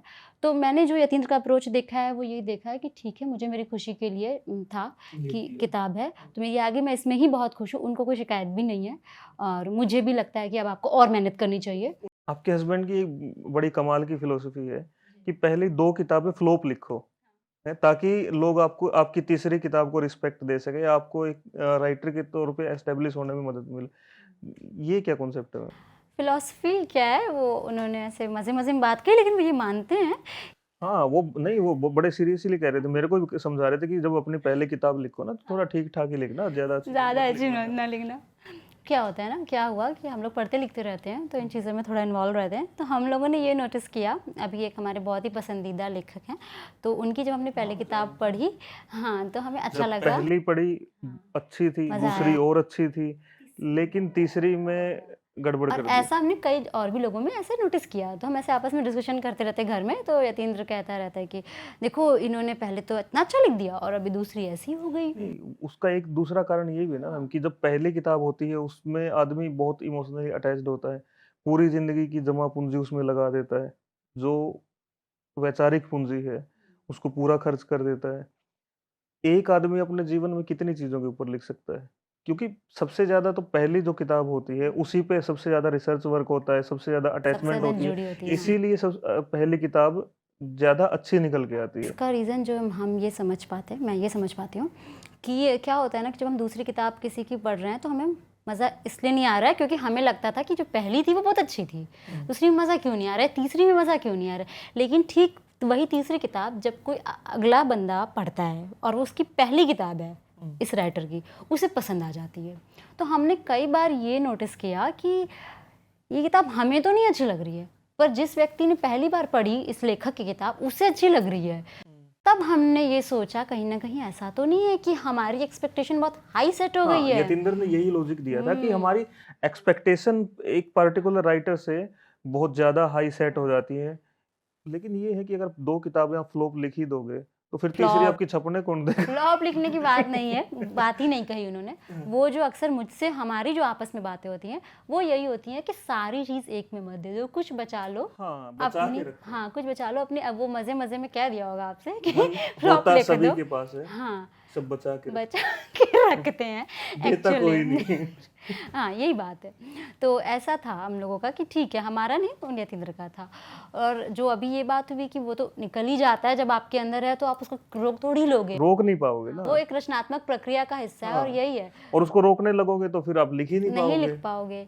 तो वो ये कह रहे तुम जितना, कई बार कुछ लेखक ऐसा करते नहीं, वो जितना जानते हैं वो सब कुछ अपनी पहली किताब में एक ही बता देना हाँ। चाहते हैं। वो सोचते हैं कि मुझे इतनी सारी चीज़ें पता है, मैं सब यही बताऊँगा। पर दूसरी किताब के लिए फिर कुछ नहीं बच पाता। फिर उन्हें ज़ीरो से रिसर्च और सारी चीज़ें, एक्सपीरियंस भी ज़ीरो से शुरू करने पड़ते हैं। बस वही। नए अनुभव लेने पड़ते नहीं, हैं। बिल्कुल। किताबों की बात हो और मुंशी प्रेमचंद के बारे में बात ना हो, इससे बड़ा साहित्य का अपमान मेरी नज़र में कुछ नहीं है। सही बात है। आपने मुंशी प्रेमचंद के ऊपर काफ़ी समीक्षाएँ लिखी हैं, हुँ, आपके यूट्यूब चैनल पे भी हैं। हुँ। उनके बारे में कुछ बताइए? मैंने तो एक सीरीज़ भी बनाई थी। हाँ, आपने पूरी सीरीज़ हाँ, बनाई है। कि जो किताबें मुझे लगता था कि लोगों को इनकी पढ़नी चाहिए, सारी नहीं है उसमें उनकी, पर जो मुझे लगा कि अच्छी लगेंगी लोगों को और इनके बारे में बात होनी चाहिए, तो उस पर मैंने बात की है। और वो वीडियो बनाने से पहले एक और घटना हुई, मैं आपको याद दिला देती हूँ, या शायद आपको पता ही होगा कि मैंने एक वीडियो बनाया टॉप 10 बुक्स पे उसमें आपने गुनाहों का देवता नहीं और रखा और गोदान दोनों को ही नहीं रखा। बिल्कुल नहीं रखा। और इससे हुँ, आपके पाठक काफ़ी ऑफेंड हुए वो अभी भी कि होते रहते हैं। गोदान और गुनाहों का देवता को टॉप 10 में ना रखना। पहला रीज़न तो सिंपली यही था कि मैंने चैनल शुरू ही इसलिए किया था कि मैं उन लोगों को किताबें बता पाऊँ जिनको गोदान और गुनाहों के देवता के अलावा कुछ पता नहीं है। हुँ, क्योंकि जितने भी लोग, कभी भी किसी ने अगर हिंदी की कोई किताब पढ़ी है, उनको बस ये 2 नाम पता होते हैं। हुँ, अच्छा आप किताबें पढ़ती हैं? गोदान। अच्छा हुँ। आप किताबें पढ़ती हैं? गुनाहों का देवता। वही 4-5 सुने-सुनाए नाम। 4-5 भी नहीं, ये 2 नाम पता हैं सबको।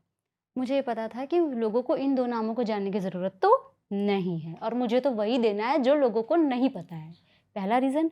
दूसरा, आप कह सकते हैं कि इससे क्या मतलब है, जो श्रेष्ठ आप बना रहे हो तो श्रेष्ठ तो होनी ही चाहिए। हुँ, तो मैं हमेशा इस बात पे विश्वास करती हूँ, हो सकता है बहुत सारे लोग अभी भी इस बात से सहमत ना हों, पर आपका मकसद ये था कि जो किताबें श्रेष्ठ हैं हुँ, और जिनको कम पढ़ा गया है, हुँ। उसके बारे में बात की जाए। जिनको ज़्यादा सेलिब्रेट किया गया है, उसके बारे में बात कम की जाए क्योंकि उसको ऑलरेडी लोग जानते हैं। मैं चाहती तो ये अपने इस थंबनेल में बता सकती थी हुँ, कि मैं ऐसी किताबें बताने जा रही हूँ। एक और कारण है, वो भी मैं बता देती हूँ, वो भी मैंने कभी बताया नहीं, पर क्योंकि मेरे मन में हमेशा ये बात आती है, बड़ा अच्छा सवाल भी आपने उठाया, तो इसी बहाने से मैं बता देती हूँ कि मैं हमेशा ये भी चाहती हूँ कि जब मैं लोगों को किताब बता रही हूँ, तो मैं ये देखूँ कि मैं किस दौर के, किस तरह के पाठक वर्ग को बता रही हूँ। गोदान पढ़ने वाला जो एक दौर था या जो एक पीढ़ी थी गोदान वाली, जो गोदान पढ़ के बड़ी हुई है, जैसे कि हम लोग थे। मुझे ये पता है कि वो पीढ़ी अभी तो नहीं है। गोदान से कनेक्ट करना हर किसी के लिए आसान नहीं है। किताब आप वही पढ़ के खुश हो सकते हो या आपको अच्छा लग सकता है या आप कुछ सीख सकते हो जिससे आप बिल्कुल कनेक्ट कर पाते हो। जब तक कि आप मन से वचन से इतने मैच्योर नहीं हो गए हो कि आप बहुत पीछे इतिहास में जाके पढ़ो और उसे कनेक्ट कर पाओ और कुछ सीख पाओ। गोदान वास्तव में इस एरा के जनरेशन के लिए पहली किताब होने लायक नहीं है। और श्रेष्ठ में भी अगर हम बात करें तो हम ऐसी किताबें ही बताना चाहते थे जो श्रेष्ठ भी हैं और आप पढ़ें तो आप उससे कनेक्ट कर पाएँ। मुझे हमेशा ये लगा है कि गोदान अभी भी पढ़ने के लिए आपको एक डेप्थ होना चाहिए आपके अंदर। गोदान को हर किसी को समझ लेना आसान नहीं है। अब आपको एक छोटी सी घटना बता देती हूँ। इस वीडियो के बाद मेरी एक मैम है, हमारी मेंटोर रही हैं रेडियो में। उनको बड़ा मन कर गया कि तुम इतना अच्छा बता रही हो, मुझे किताब पढ़नी है। लेकिन उन्होंने उसमें से कोई किताब नहीं ऑर्डर की जो मैंने बताई। उन्होंने कहा जब किताब की बात हो रही तो गोदान मंगाएंगे, क्योंकि उन्होंने भी यही सुन रखा था। उन्होंने वीडियो को बस सुना और बोला कि गोदान मंगाते हैं, क्योंकि उनके दिमाग में गोदान ही चल रही गोदान है। ही चाहिए। और उन्होंने गोदान मंगाया और कुछ दिनों बाद फ़ोन किया, बोले सुदीप्ता मज़ा नहीं आया, सुदीप्ता हम नहीं पढ़ पाएंगे किताबें। मैंने कहा आपने कौन सी किताब पढ़ी? बोली मुझे समझ में नहीं आ रही सुदीप्ता। मैंने कहा क्या पढ़ रही थी मैम? उन्होंने कहा कि मैं गोदान पढ़ रही थी। मैंने कहा मैम आपको पहली किताब गोदान चुननी ही नहीं चाहिए थी। आपकी पहली किताब गोदान नहीं हो सकती अभी, क्योंकि आप उससे कनेक्ट नहीं कर पाओगे। अभी आपको 4-5 अच्छा पढ़ लो, आपका जब मन लगने लगे, किताबों से दोस्ती जमने लगे, फिर आप गोदान पे जाना। तब उन्होंने इस बात को समझा। तो इसीलिए मैंने गोदान को एकदम से पहले नंबर पे नहीं रखा। रही गुनाहों की देवता की बात, तो उसके लिए मुझे कोई गिल्ट नहीं है। मैं कभी भी उसको सर्वश्रेष्ठ में नहीं मानती हूँ और ना मैं कभी रखूँगी। और आदर्शवाद ज्यादा हावी है इसलिए। आदर्शवाद हावी है, वो सिर्फ़ एक कोरा आदर्श है। और ये कहते समय मुझे कोई गिल्ट नहीं हो रहा है, सॉरी, बहुत सारे लोगों को बुरा लगेगा। क्या है ना कि ठीक है, एक उम्र के लिए वो किताब अच्छी है। और मैं धर्मवीर भारती जी की कोई आलोचना नहीं कर रही हूँ यहाँ पे। मैं खुद उनकी बहुत बड़ी आप फ़ैन हूँ। आप आलोचना करने से इतना बचते क्यों हैं? अंधा युग पढ़िए, मैं बचती नहीं हूँ। अंधा युग तो अलग चीज अगर है। मैं आलोचना करने से बचती तो अभी तक आपने मेरे बहुत सारे जवाब सुने, वो वैसे नहीं होते हैं जैसे मैंने आपको बताए हैं। पर एक बात और सच है इस किताब के मामले में, कि वो उस समय के हिसाब से वो फिट थी अपने समाज में। उस समय आप ये बात कह उसमें जो सकते थे। फिलोसफिकल डिस्कशंस हैं हम्म। वो काफी अच्छे हैं। वो फिलोसफिकल डिस्कशन भी अर्थहीन हो जाते हैं जब आप उसके अंत की ओर बढ़ते अंत की हैं। ओर बढ़ते हैं। ठीक है, अब वो एक समय रहा होगा जब चंदर जैसा लड़का भी इतना ऊपर बिठा दिया जाता था। ठीक है, अब चीज़ें कितनी ज़्यादा बदली हैं। पहली बात तो आप बिल्कुल ही इक्वल खड़े होते हो अब, चाहे आप स्त्री हो पुरुष हो, आप एक दूसरे के इक्वल ही खड़े होते हो। ज़रा सा भी अगर हम भेद करते हैं तो वो भेद ही माना जाता है। वो वक्त ऐसा नहीं था, एक भेद अवश्यंभावी था, वो भेद होना ही होता था और उसमें हाँ। रहकर ही सारे आदर्श जन्म लेते थे। अब ऐसा नहीं है। अगर आज के एरा में कोई गुनाहों का देवता पड़ता है तो मुझे नहीं लगता कि वो बहुत वैल्यू ऐड कर पाएगा अपनी लाइफ में, नहीं, और मुझे नहीं लगता कि वो कुछ सीख पाएगा और कनेक्ट तो नहीं कर पाएगा। कनेक्ट कर पाएगा वो सिर्फ एक उम्र तक, वो उम्र होती 17-18 साल तक की। उसके बाद गुनाहों का देवता किसी को मज़ा भी नहीं आती है पढ़ने में, और मुझे नहीं लगता कि उससे उसको कुछ सीखने को मिल रहा है अगर वो सीखने को पढ़ भी मिल रहा है तो। सच है कि कुछ रचनाएं कालजयी होती हैं और वो कालजयी रहेंगी, लेकिन उतना ही बड़ा सच ये भी है कि समय बदलता है, दौर बदलते हैं, धारणाएं बदलती हैं और जो आपके विश्वास हैं ये बदलते हैं। आपको उसके हिसाब से आगे बढ़ना होता है। आप इस दौर में उस विश्वास को प्रतिष्ठापित कैसे कर सकते हो? आज के टाइम पे प्रेमचंद कितने रिलेवेंट है? आज के टाइम पे रिलेवेंट हैं। अभी भी आप देखिए, पूरी तरह से हमारे ग्रामीण क्षेत्रों की परिस्थितियाँ अभी भी नहीं अभी भी बदली बिल्कुल हैं। सेम है। हाँ, पॉलिटिक्स अभी भी है। उन्हें पढ़ता हूँ तो हैरानी होती है इस चीज की कि 100 साल पहले कोई इतना अच्छा, इतना गहरा कैसे लिख सकता है जो आज तक हर कैरेक्टर और पे हमेशा रहेगा। सोशल परिप्रेक्ष्य में हम्म, बिल्कुल सटीक बैठता है। लेकिन उनकी लाइफ में लिखाई से अलग भी क्रिटिसिज्म रहा। सबसे पहला क्रिटिसिज्म आता है कि उन्होंने अपनी पहली पत्नी को छोड़ दिया क्योंकि वो सुंदर नहीं थी। अच्छा, ये मैंने पढ़ा नहीं कहीं। हाँ।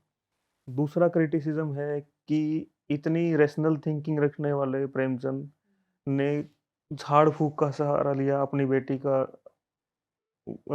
बीमारी ठीक करने के लिए। हम्म, तो इस बारे में कुछ पता है? नहीं। मुझे बिल्कुल भी ये चीज़ नहीं, हाँ, पत्नी को छोड़ दिया ये तो पता है, हम्म, दूसरा विवाह भी किया। उनकी दूसरी पत्नी शिवरानी देवी थी। हाँ, शिवरानी देवी बहुत जल्दी चले भी गए, हाँ, छोड़कर बहुत जल्दी बहुत चले कम उम्र में। मैं तो उनके घर गई हूँ, हाँ हाँ, आपने प्रेमचंद के घर का मैं टूर उनके किया घर था। गई हूँ, हमारे यहाँ से ज़्यादा दूर नहीं था। हम्म, तो शुरू से ही था कि जाऊँगी कभी, बड़ा क्या सुंदर फील है, होता है? बहुत अच्छा।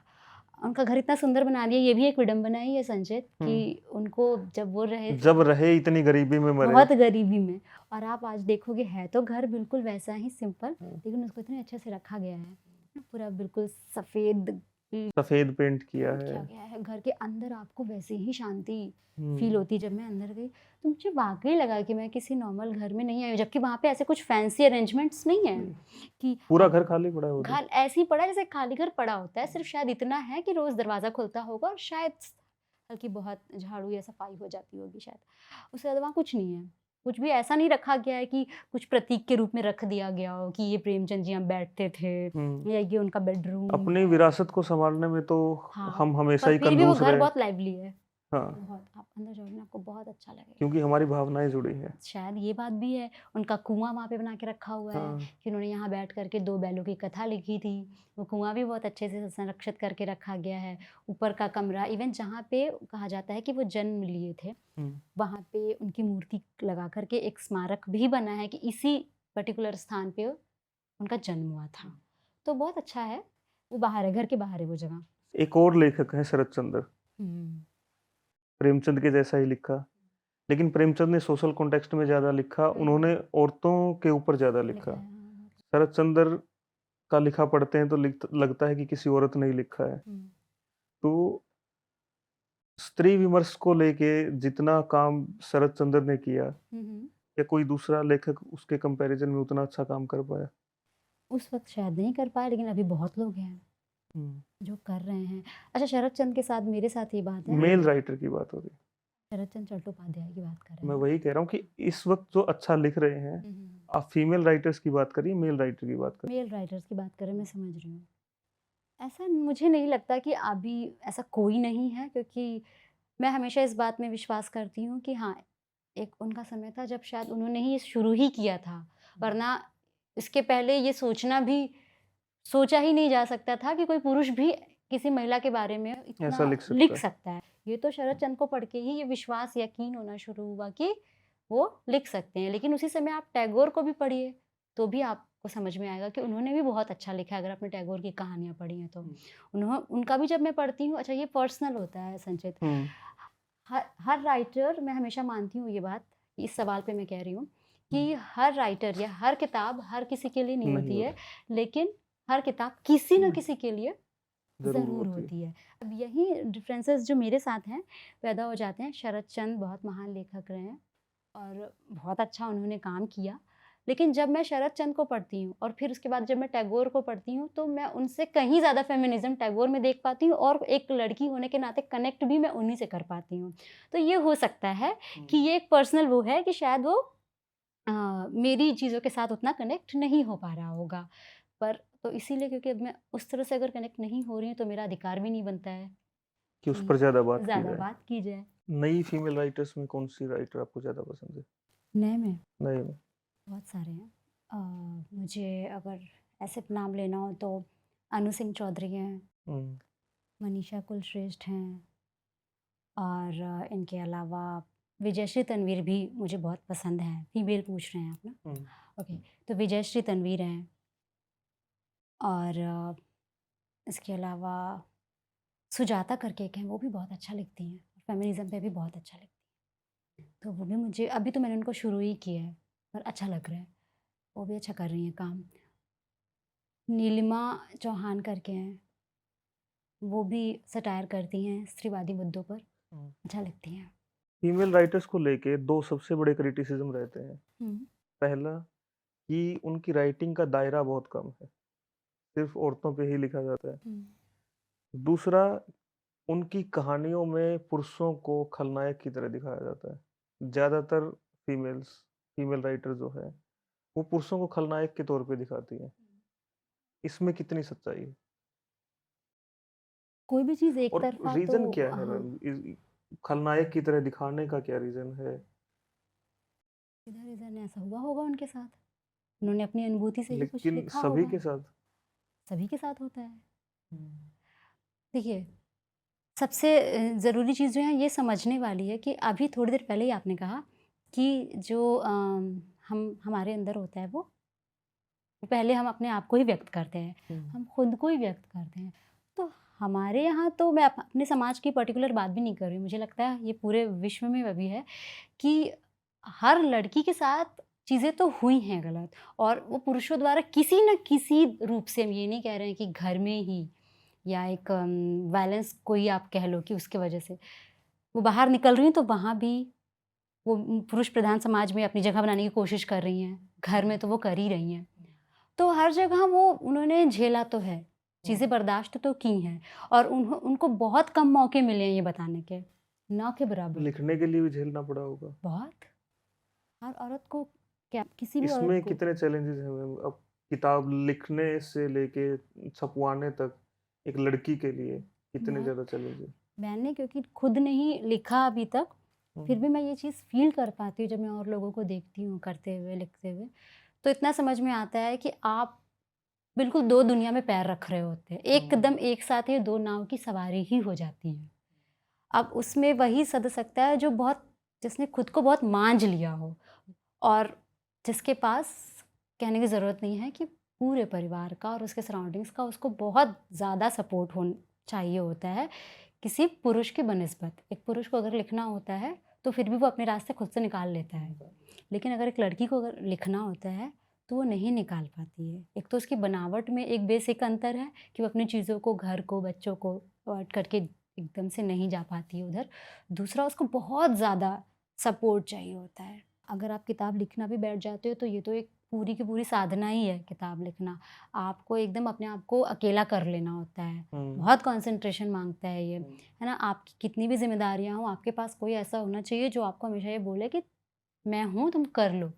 तभी आप कर पाओगे, और तब भी एक लड़की का जो गिल्ट होता है, मॉम गिल्ट कह लें या जो भी गृहस्थ जो भी औरतें होती हैं, तो वो बहुत बड़ा गिल्ट होता है, वो उनको काम थोड़ी करने देता है। वो नहीं कर पाती हैं, उनको लगता है कि उनकी ज़िम्मेदारी से वो विमुख हो रही हैं। तो वो एक होता है। दूसरा, फिर जब लिख दिया उन्होंने, अब पब्लिश कराना है, अब एक लड़की है वो आगे बढ़ना चाहती है, तो बाकी चीज़ें ज़रूर आती होंगी। क्योंकि उस लड़की ने बड़ी मेहनत की है, तो थोड़ा तो और कर सकती है कॉम्प्रोमाइज़। लेकिन एक चीज़ और लगती है मैम कि लड़कियों ने अपना एक नीश क्रिएट कर लिया है, एक टॉपिक चूज़ कर लिया कि सिर्फ़ औरतों के ऊपर ही लिखना हुँ। है ना? लिखने के लिए तो बहुत सारी चीज़ें हैं, तो मेजरली सिर्फ़ लड़कियाँ लड़कियों के ऊपर ही क्यों लिखती हैं? कि देखो, तुम भी पढ़ो और तुम भी समझो कि हम क्या हैं और हमारे साथ क्या चीज़ें हैं। क्योंकि हमें हमेशा ये लगता आया है कि आप नहीं समझ रहे हो, आपको नहीं पता है, और हम बस ये बताना चाहते हैं कि दरअसल चीज़ें क्या हैं। आज भी इस समय में भी मैं ये सोचती हूँ, मेरी जब शादी नहीं हुई थी, मुझे अभी भी ऐसा फ़ील होता है कि कितनी सारी चीज़ें तो मुझे पता ही नहीं थी, मुझे क्यों नहीं किसी ने बताई कि ऐसा होता है सिस्टम, या सिस्टम में मुझे ऐसे करना होगा। तो मुझे हमेशा लगा इस पे बात क्यों नहीं की गई? दरअसल क्या होता है कि हमारा जो एक बना दिया गया है, एक सामाजिक जो हमारी व्यवस्था है, उसमें ना कुछ चीज़ों को इतना ग्लोरीफाइड कर दिया गया है कि वो समझ में नहीं आती हैं कि वो समस्या हो सकती है जब तक कि आप उसमें एंट्री ना करो। और जैसे ही आप उसमें एंट्री करते हो तो समझ में आता है जो ग्लोरिफिकेशन सुना था वो एक्चुअली में कोई ग्लोरिफिकेशन नहीं था, वो ये है जिससे हमको बहुत लड़ना है। पर अगर हम आपको अच्छी-अच्छी बातें नहीं बताएँगे तो आप उस व्यवस्था में अंदर जाओगे भी तो नहीं। तो आपको बताया जाता है कि आपको घर चाहिए, शादी चाहिए, है ना? ये चाहिए, बच्चे चाहिए, इससे आपका व्यक्तित्व वो होता है, आपको बड़ी-बड़ी चीज़ें कही जाती हैं, पर आपको बाद में पता चलता है। फिर हमें ये लगता है कितनी चीज़ें हैं जो ये कह कर के ग्लोरीफाइड कर दी जाती है कि बहुत अच्छा है। हम बस बताना चाहते हैं कि एक्चुअली में ये उतना अच्छा नहीं है जितना अच्छा आपको दिखाया जाता है। इसमें बहुत सारी चीज़ें आ जाती हैं। लड़कियों की एक स्टीरियोटाइपिकल इमेज भी होती है, हुँ। भली लड़कियाँ, बुरी लड़कियाँ, क्या डिफ़रेंस होता है भली इसीलिए लड़कियों और बुरी लड़कियों में? इसीलिए तो ये मेरी फ़ेवरेट किताब है, भली लड़कियाँ बुरी लड़कियाँ। अनु सिंह चौधरी ने लिखी है, हालाँकि ये तो एक अलग बात हुई, पर ये बहुत मुश्किल काम है जो आपने अभी पूछा, इसको तोड़ना बहुत मुश्किल है। ये इमेज ऐसी यही बनी है। हमने जो पहले डिस्कस किया ना कि हाँ, एक लड़की है, ईज़ी हाँ, गोइंग है, हाँ, महत्वाकांक्षी है, हाँ। तो उसका यूज़ तो किया ही जा सकता है। हुँ, इस टाइप की जो स्टीरियोटाइपिकल थिंकिंग है, थिंकिंग है, हाँ। ये मोस्टली उन्हीं लड़कियों के साथ होती है जिनको जो बहुत प्यारी सी होती हैं, है ना, बोल्ड होती हैं, थोड़ी बोल्ड भी होती हैं, उनको लगता है उनको किसी चीज़ में कोई प्रॉब्लम नहीं नज़र आती है, बात कर लेती हैं किसी से, किसी पर भरोसा कर लेती भरोसा हैं। कर लेती है, तो उनको लेके गलत धारणा बहुत जल्दी बन जाती है हाँ। ना, कि अच्छा ये ना इस टाइप से है, इसको तो हाँ। कर सकते हैं, ऐसे बात कर अरे सकते इतना हैं। खुल के बात कर रही है तो साथ में चली जाएगी, चली क्या दिक्कत जाएगी, है? हाँ, ये चीज़ बहुत ज़्यादा होती है। जब मैं एंकरिंग कर रही थी, मैंने बहुत समय तक स्टेज शोज़ में एंकरिंग भी की है, तो मैंने इस चीज़ को बहुत करीब से देखा था कि लड़कियाँ वहाँ पे अच्छे प्रोजेक्ट्स चाहती थीं, अच्छी इवेंट मुझे मिल रहे हैं, है ना, अच्छा काम करूँ। तो जो काम दिलवाते हैं हमारे कोऑर्डिनेटर्स होते हैं, उनको मैंने देखा कि ये चीज़ बहुत जल्दी वो नोटिस कर लेते थे कि वो किस फील्ड से आई है, किधर से आई है वो, तो इससे हम कितना फ़ायदा उठा सकते हैं। तो ये चीज़ तो तोड़ना बेसिकली अभी भी वो किसी है। का इजी गोइंग होना, सीधा होना, हाँ, उसके करैक्टर पे लांछन के जैसे यूज किया जाता यूज़ है। किया जाता है, हाँ, हाँ।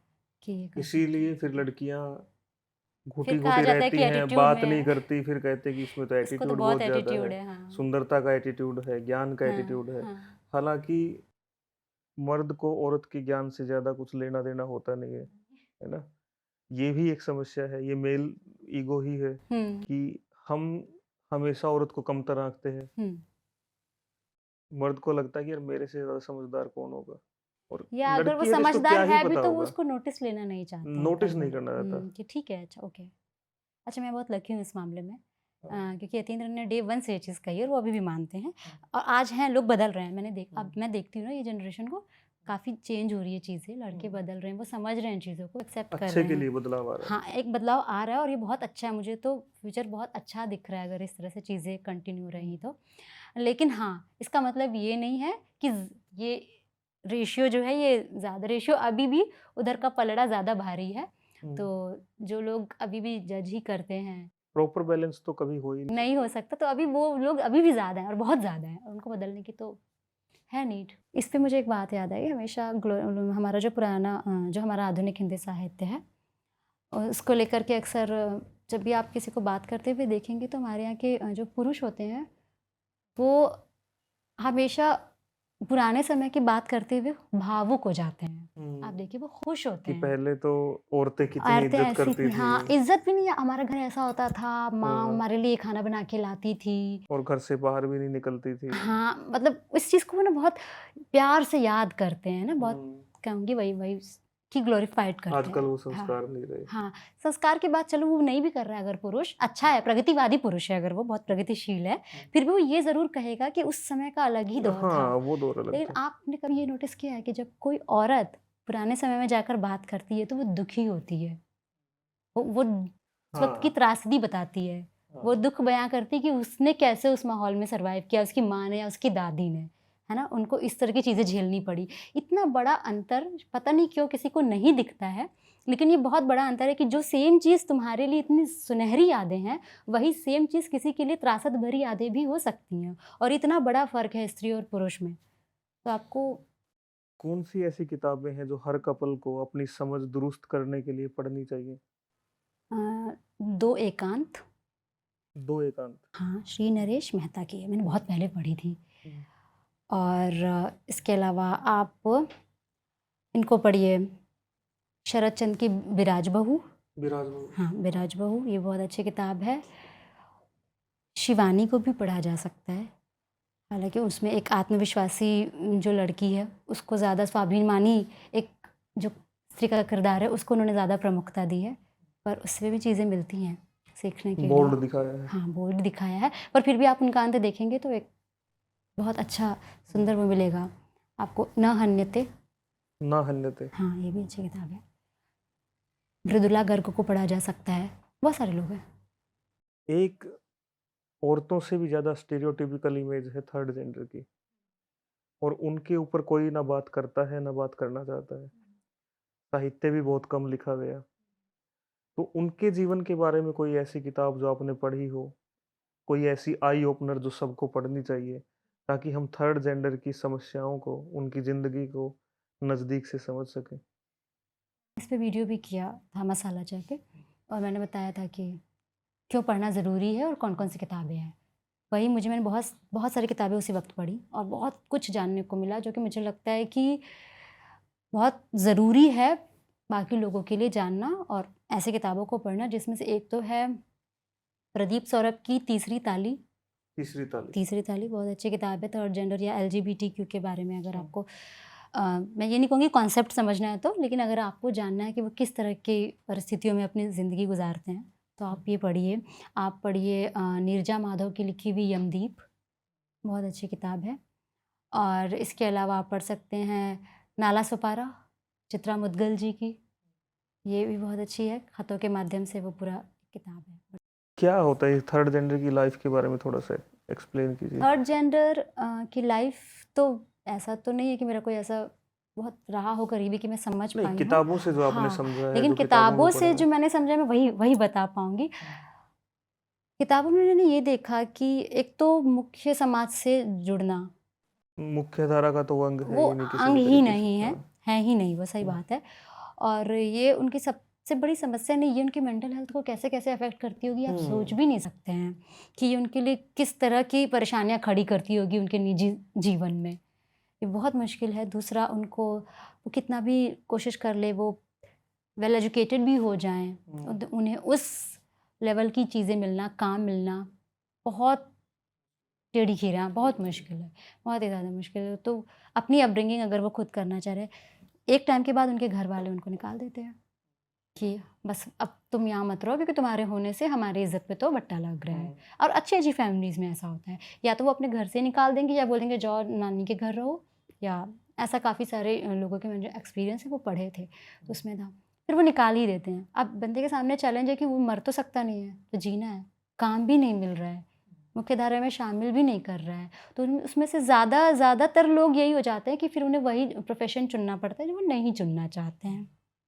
हालांकि अब चीज़ें बदल रही हैं बहुत सारी, पर अभी भी कम है। कहा जाता है कि जब किसी थर्ड जेंडर की डेथ होती है तो उसकी कम्युनिटी के लोग उसको चप्पलों से मारते हैं ऐसा मैंने किसी किताब अंतिम में नहीं संस्कार पढ़ा। से पहले। नहीं, ऐसा तो मैंने किसी भी अपनी रिसर्च या किताब में नहीं पढ़ा।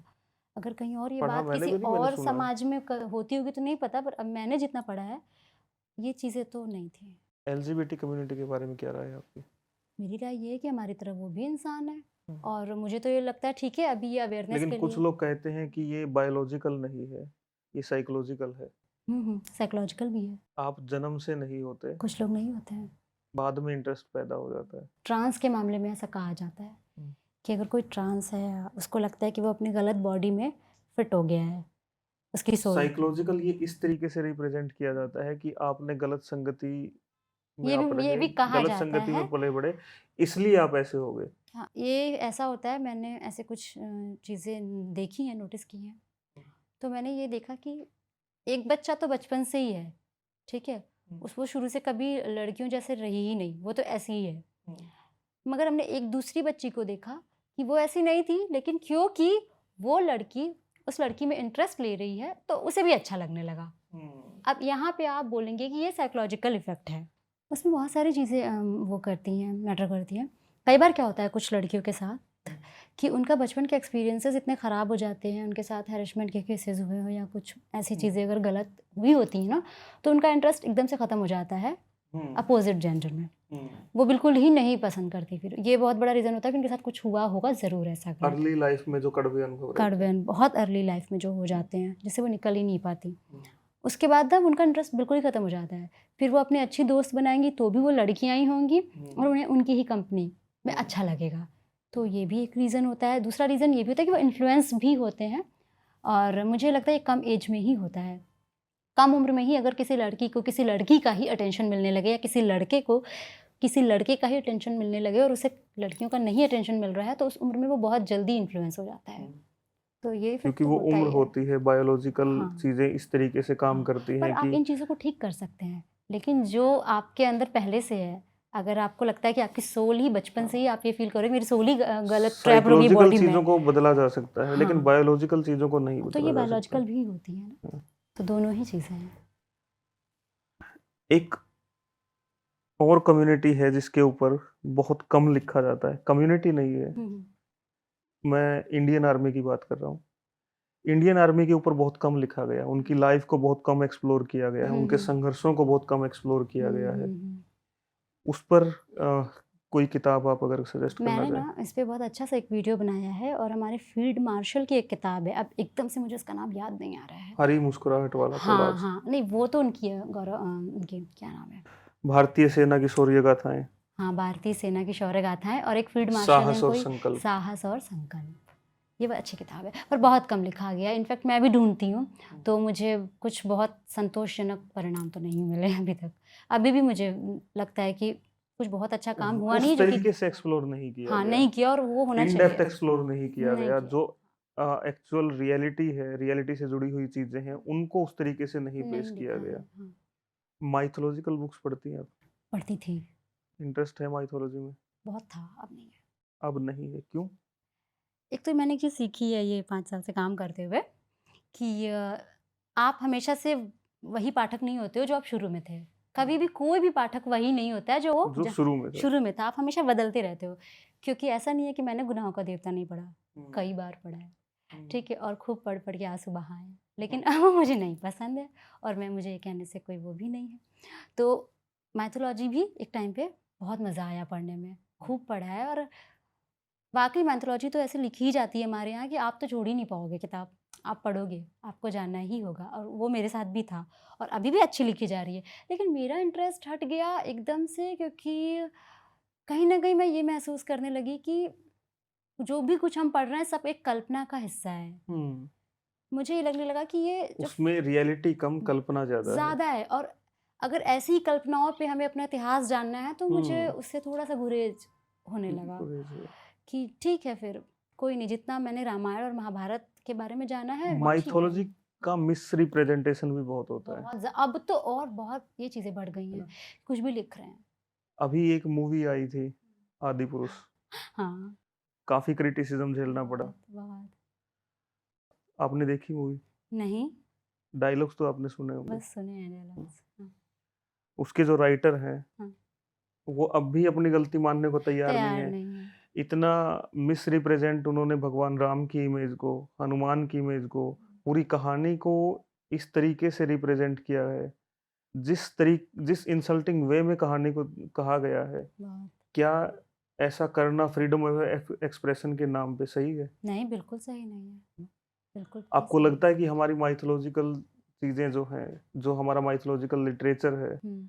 उसके साथ छेड़खानी नहीं होनी चाहिए, मैं इस बात को या इस उसको तरह से अलग तरीके से रिप्रेजेंट नहीं किया जाना चाहिए? हाँ, मैं इसको इस तरीके से समझती हूँ, यहाँ पे अगर मैं ये चीज़ हटा दूँ, क्योंकि मैं इसमें बहुत विश्वास नहीं करती, अगर मैं ये चीज़ हटा दूँ कि हमारे धर्म को ऐसे क्यों रिप्रेजेंट कर दिया, मैं इस तरह से कभी भी इस चीज़ को नहीं कह पाऊँगी, क्योंकि धर्म एक अलग मुद्दा है, और ये सबके ये अलग-अलग तरीके से जुड़ा हुआ है। मैं ऐसे कहूँ कि हमारा जो हिस्ट्री भी अगर रहा है, ठीक है? अगर हम उसमें से एक ये शब्द हटा भी दें, तो भी हमारा जो इतिहास रहा है, उसको भी आप गलत तरीके से क्यों रिप्रेजेंट करेंगे? अगर कभी राम जी हुए हैं, या राम भक्त हनुमान हुए हैं, या सीता जी हुई हैं, ये लोग अगर कभी हमारे इतिहास में हुए हैं, तो आप उनको कुछ भी तो नहीं बता सकते ना। या नहीं भी हुए हैं तो इतने आप उनको, वो एक एग्ज़ाम्पल है ना हमारे सोसाइटी के लिए, आप वो एग्ज़ाम्पल ही ध्वस्त कर रहे हो। ये आप कैसे कर सकते हो? ये तो किसी का भी अधिकार नहीं हो सकता फ्रीडम ऑफ एक्सप्रेशन के और नाम पे। जो लोग इस तरीके से मिस रिप्रेजेंट करते हैं, वो ये नहीं समझ पाते कि रामायण का, रामचरितमानस का भारतीय समाज पे कितना बड़ा अधिकार रहा है, कितना असर प्रभाव रहा है, है। हाँ, हाँ। आप मिस्टीरियस बुक्स के बारे में भी चर्चा करती हैं। इसी टॉपिक पे मेरे को ये चीज़ याद आई कि अच्छा, रावण संहिता लिखी गई, हाँ। विमान शास्त्र लिखा गया। हुँ। ये किताबें आज के टाइम पे अवेलेबल हैं? नहीं, बहुत मुश्किल है इनको ढूँढना, और विमान शास्त्र में क्या? विमान शास्त्र में मैं जब इस पे वीडियो करने की कोशिश कर रही थी, तो भी मैंने बहुत रिसर्च की।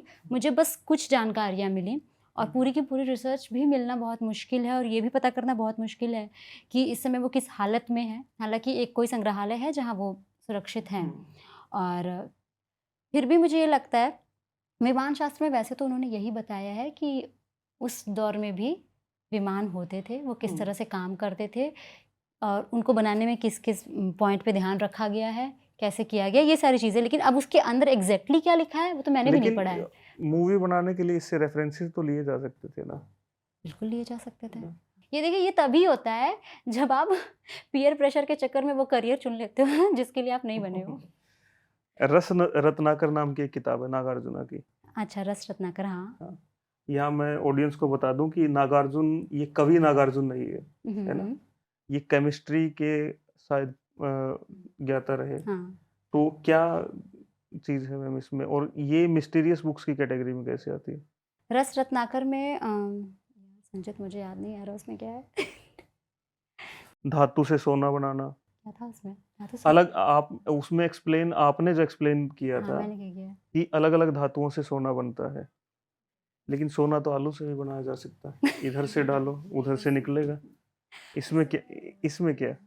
उसमें धातुओं की ज़रूरत क्यों पड़ती है? क्योंकि देखिए, किताब तो इसमें से कोई, मैंने ये भी बताया वीडियो में कि बुक मैंने कोई नहीं पढ़ी है, क्योंकि मुझे मिली तो अच्छा, कोई बुक नहीं। ये पढ़ी ही नहीं है वो आपने? बुक कहाँ मिलेगी? वो मुझे भी नहीं मिली, वो तो मैं अवेलेबल ही नहीं है? रिसर्च, हाँ मैंने बताया हुँ। वीडियो में कि वो अवेलेबल ही नहीं है, बस रिसर्च में मुझे मिली, तो मैं आपको बता रही हूँ कि अगर कभी आपको कोई पूछे या आपको जानना हो तो ये हमारे हिंदी में है।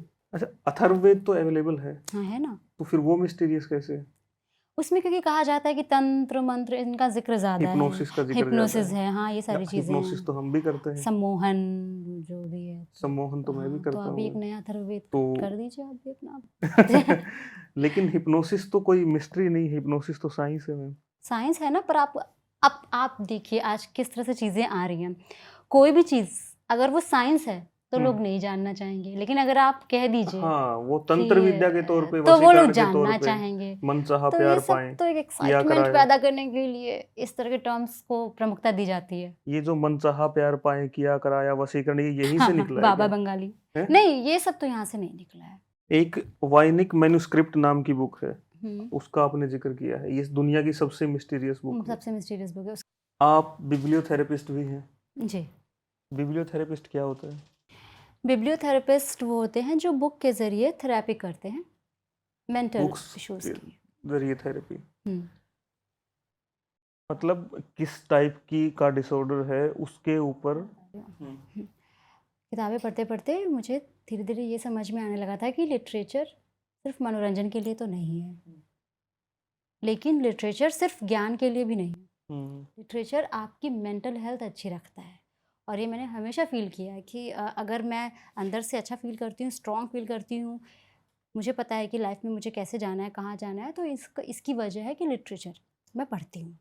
और धीरे-धीरे जब ये चीज़ महसूस हुई तो मैंने रिसर्च करना शुरू किया कि आखिर ये कैसे हमारी मेंटल हेल्थ को अफ़ेक्ट करता है। तब मुझे पता चला कि ऐसी एक थेरेपी होती है जिसको साइंस की लैंग्वेज में बिब्लियोथेरेपी कहते बिब्लियोथेरेपी। हैं, और इस थेरेपी के बारे में अभी भी बहुत कम लोगों को पता है, और इंडिया में तो आपको ये कोर्स मिलेगा भी नहीं। अभी लोग नहीं पढ़ा रहे हैं। हालाँकि लोग धीरे-धीरे इसको अपनी प्रैक्टिस में ला रहे हैं। जो साइकोलॉजिस्ट होते हैं, काउंसलर होते हैं, हुँ। वो इसके बारे में जानते हैं, पर ये स्पेसिफ़िक कोई वो नहीं है अभी यहाँ। तो मैंने ये कोर्स किया, यूएस की एक लेडी हैं, वो उन्होंने ये कोर्स वो सेल कर रही थी गूगल पे। मैंने उनको बहुत, मुझे 2 साल लग गए ढूँढने में हुँ। कि बिब्लियोथेरेपी मैं कहाँ से पढ़ लूँ? क्योंकि मालूम तो मुझे सब था कि बुक्स थेरेपी, और धीरे-धीरे मैं ये भी समझ गई थी कि कैसे है ये थेरेपी, हुँ। पर फिर भी एक स्ट्रक्चर्ड वे में जानना था कि क्या है। तो फिर मैंने ये कोर्स वहाँ से लिया और घर पे इसकी पढ़ाई की, और बहुत सारी नई चीज़ें पता चली। अब किस तरह के मेंटल इश्यूज़ में बहुत आप किसी बहुत मेंटल ट्रॉमा में भी हैं, तो भी आप ये देखेंगे किताबें मदद करती हैं आपकी।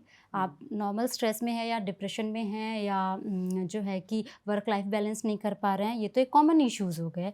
लेकिन अगर आप डीप ट्रॉमा में भी हैं, तो किताबें आपकी, फ़िक्शन आपकी हेल्प करती है। और ये आज के समय की बात नहीं है, सेकेंड वर्ल्ड वॉर में ये जितने भी सोल्जर्स थे, अपने इंडिया में तो नहीं, लेकिन यूरोपियन कंट्रीज़ में बाकायदा जो हॉस्पिटल्स होते थे, वहाँ पे इन घायल सैनिकों का उपचार सिर्फ ऐसे नहीं, नॉर्मल डॉक्टर नहीं करते थे, बल्कि उनके दिमाग में जो घाव हो जाते थे, जो उन्होंने विभत्स घटनाएं देख रखी, वो जो कभी निकल नहीं सकती उनके दिमाग से, उसको दूर करने के लिए बाकायदा ऐसे थेरेपिस्ट रखे जाते थे, जो उन्हें पोइट्रीज़ के ज़रिए, फ़िक्शन के ज़रिए हील करते थे, ताकि वो एक नॉर्मल ज़िंदगी में वापस आ जाएँ। तो वो तब से चला आ रहा है, और बाहर के देशों में तो तब भी बहुत इम्पोर्टेंस दी जा रही थी, अभी भी दी जा रही है। अब इंडिया में भी लोग इसको जानने लगे हैं। धीरे। ट्रॉमा से एक राइटर का नाम याद आता है मैम, स्वदेश दीपक। सुरेश दीपक। बाइपोलर डिसऑर्डर के शिकार रहे, बिल्कुल। मनोरोगी थे, हुँ, किताब लिखी, हुँ, मैंने मांडू नहीं देखा, खूबसूरत औरतों से नफ़रत करते थे। हुँ। इसके पीछे ही क्या कहानी? कहानी तो जब आप मैंने मांडू नहीं देखा पढ़ेंगे तो बहुत कुछ आपको समझ में आ जाएगा कि वो अपने बारे में ही बता रहा है, आत्मकथात्मक ही है वो। अब कहानी कुछ इस तरह से है कि बहुत बड़े ड्रामा राइटर हैं वो, स्वदेश दीपक। तो उनको ये लगने लगा था कि एक खूबसूरत सी औरत है जो उन्हें कहीं किसी शो थिएटर के बाहर मिलती है और उनको प्रपोजल देती है। ये लगता था। हाँ, उन्होंने ये बात स्वीकारी है कि ऐसा स्वीकारी, हुआ हाँ। मेरे साथ। और स्वदेश दीपक का इस तरह का स्वभाव था कि उन्हें इस तरह के प्रपोजल आकर्षित नहीं करते थे। और लड़कियां जब उनके करीब आना चाहती थी तो वो हमेशा 4 कदम पीछे भागते थे। उन्होंने उन्हें मना कर दिया। उसके बाद उनका ये कहना है कि वो हर बार किसी न किसी जलसे के बाहर या किसी न किसी थिएटर शो के बाहर मिल जाया करती थी। और फिर धीरे धीरे कुछ ऐसा उनके साथ हुआ कि वो हर जगह उससे मुलाकात करने लगे, वो उनके घर में भी आने लगी। और उन्हें बार बार लगता है कि वो महिला उनसे मांडू चलने के लिए कहती है। अब ये उन्हें लगता या ये होता, ये तो रहस्य ही है, क्योंकि उन्हें बाद में डॉक्टर ने ये डायग्नोज किया कि उन्हें हेलुसिनेशंस होते थे। हेलुसिनेशंस होते थे। तो शुरू में तो ये चीज़ें समझ में आ रही थी कि हो सकता है ऐसी कोई महिला रही होगी, ज़रूर होगी, हो सकता है ये कह रहे हैं तो। पर जब धीरे धीरे इस तरह की चीज़ें हो गई तो ये समझना भी मुश्किल था कि क्या सच में ऐसी कोई महिला थी और उसके बाद इनके साथ ये चीज़ें होने लगी, या ये शुरू से ही ऐसे ही था कि कोई नहीं था और बस इनके मन का भ्रम है। तो फिर जब हालत बहुत ख़राब हो गई तब एडमिट हुए, डॉक्टरों ने ये डायग्नोज किया। फिर तो 7 साल तक ये वापसी ही नहीं कर सके, हॉस्पिटल में ही रह गए और बहुत बुरी हालत हो गई थी। और फिर एक दिन गायब हो गए। और जब बिल्कुल ये इतनी बड़ी ये अपने आप में इतना ट्रेजिक है ये नॉवेल, जब आप पढ़ोगे तो हिल जाओगे दहशत से कि एक व्यक्ति वापस आता है उस ट्रॉमा से और अपने आप को इतना स्ट्रॉन्ग करता है कि वो एक किताब लिखे। और आप ये सोचो कि जब वो और किताब लिख किताब रहा भी है, मृत्यु और समाज से नफरत के ऊपर है, उसमें वो फिर वो 7 साल पीछे जा रहा है और एक एक घटना को डॉक्यूमेंट कर रहा है, उसमें दर्ज कर रहा है। यानी कि वो अभी उससे निकला नहीं है। डॉक्टर ने कह दिया कि आप ठीक हो गए हैं, आप घर पे ही रह सकते हैं, पर वो इंसान फिर जाता है पीछे और एक एक चीज़ दर्ज करता है। यानी उसको वो फिर से जी रहा है, लिख रहा है तो ऑब्वियसली वो फिर से जी रहा है, तो यानी वो उससे कभी निकला ही नहीं। और फिर वो एक रोज़ अचानक गायब हो जाता है, और दोबारा कभी मिला कभी नहीं। वापस नहीं आता। नई हिंदी और पुरानी हिंदी को लेके में बहुत बहस चलती है, हाँ, बहुत। क्रिटिक्स में भी, लेखकों में भी। क्या ये बहस रिलेवेंट है या सिर्फ एक बहस के तौर पे इसको घसीटा जा रहा है नई हिंदी को क्रिटिसाइज करने के लिए, डिफेम करने के लिए? क्या लगता है आपको? नहीं, रिलेवेंट नहीं है। इसका तो मैं एक शब्द में जवाब दे सकती हूँ कि रिलेवेंट नहीं है। और ये बात भी बिल्कुल सही है कि इसका कोई मतलब ही नहीं है। इस हर बहस का समय कोई की अपनी मतलब नहीं भाषा है। होती है। बिल्कुल। अगर आप आज बात कर रहे हो और आप कह रहे हो, अगर उत्तर प्रदेश में भी बात कर रहे हो और आप कह रहे हो कि तनिक भी नहीं चाहिए मुझे, तनिक भी नहीं खाएंगे, तो वो आप कनेक्ट ही नहीं कर पाओगे। अब कोई तनिक या तो तनी बोल देगा या ज़रा बोल देगा, ठीक है, आपका यहाँ चेंज हो गया। अगर अब आप ये लिखोगे भी ना तनिक भी, तो वो कैरेक्टर की भाषा नहीं हुई, क्योंकि आज का कैरेक्टर तो वो बोलेगा ही नहीं। या तो फिर आप उस ज़माने की कहानी कह रहे हो तब उस भाषा में जाओ, लेकिन जब आप इस ज़माने की कहानी कह रहे हो और इस ज़माने के किरदार को लिए हुए, तो भाषा भी तो उसी की होगी उसी ना। की होगी, बिल्कुल। तो ये तो सिंपल सी बात है। दूसरी बात, आप इतना क्यों डरते हो, मैं सबसे ये बात बोलना चाहती हूँ, आप इतने क्यों डरते हो कि कोई नई चीज़ आएगी और आपकी सभ्यता संस्कार को विनष्ट ही कर देगी? हाँ। ऐसा नहीं है। आप ये देखो कि फ्रेशनेस कितनी ज़रूरी है। हर सुबह उठ के आप सोचते हो ना कि ताज़ी हवा का झोंका आए, है ना। हम हमेशा एक ताज़गी महसूस करना चाहते हैं। हम एक ही दिन में तो पूरी ज़िंदगी नहीं गुजार सकते हैं।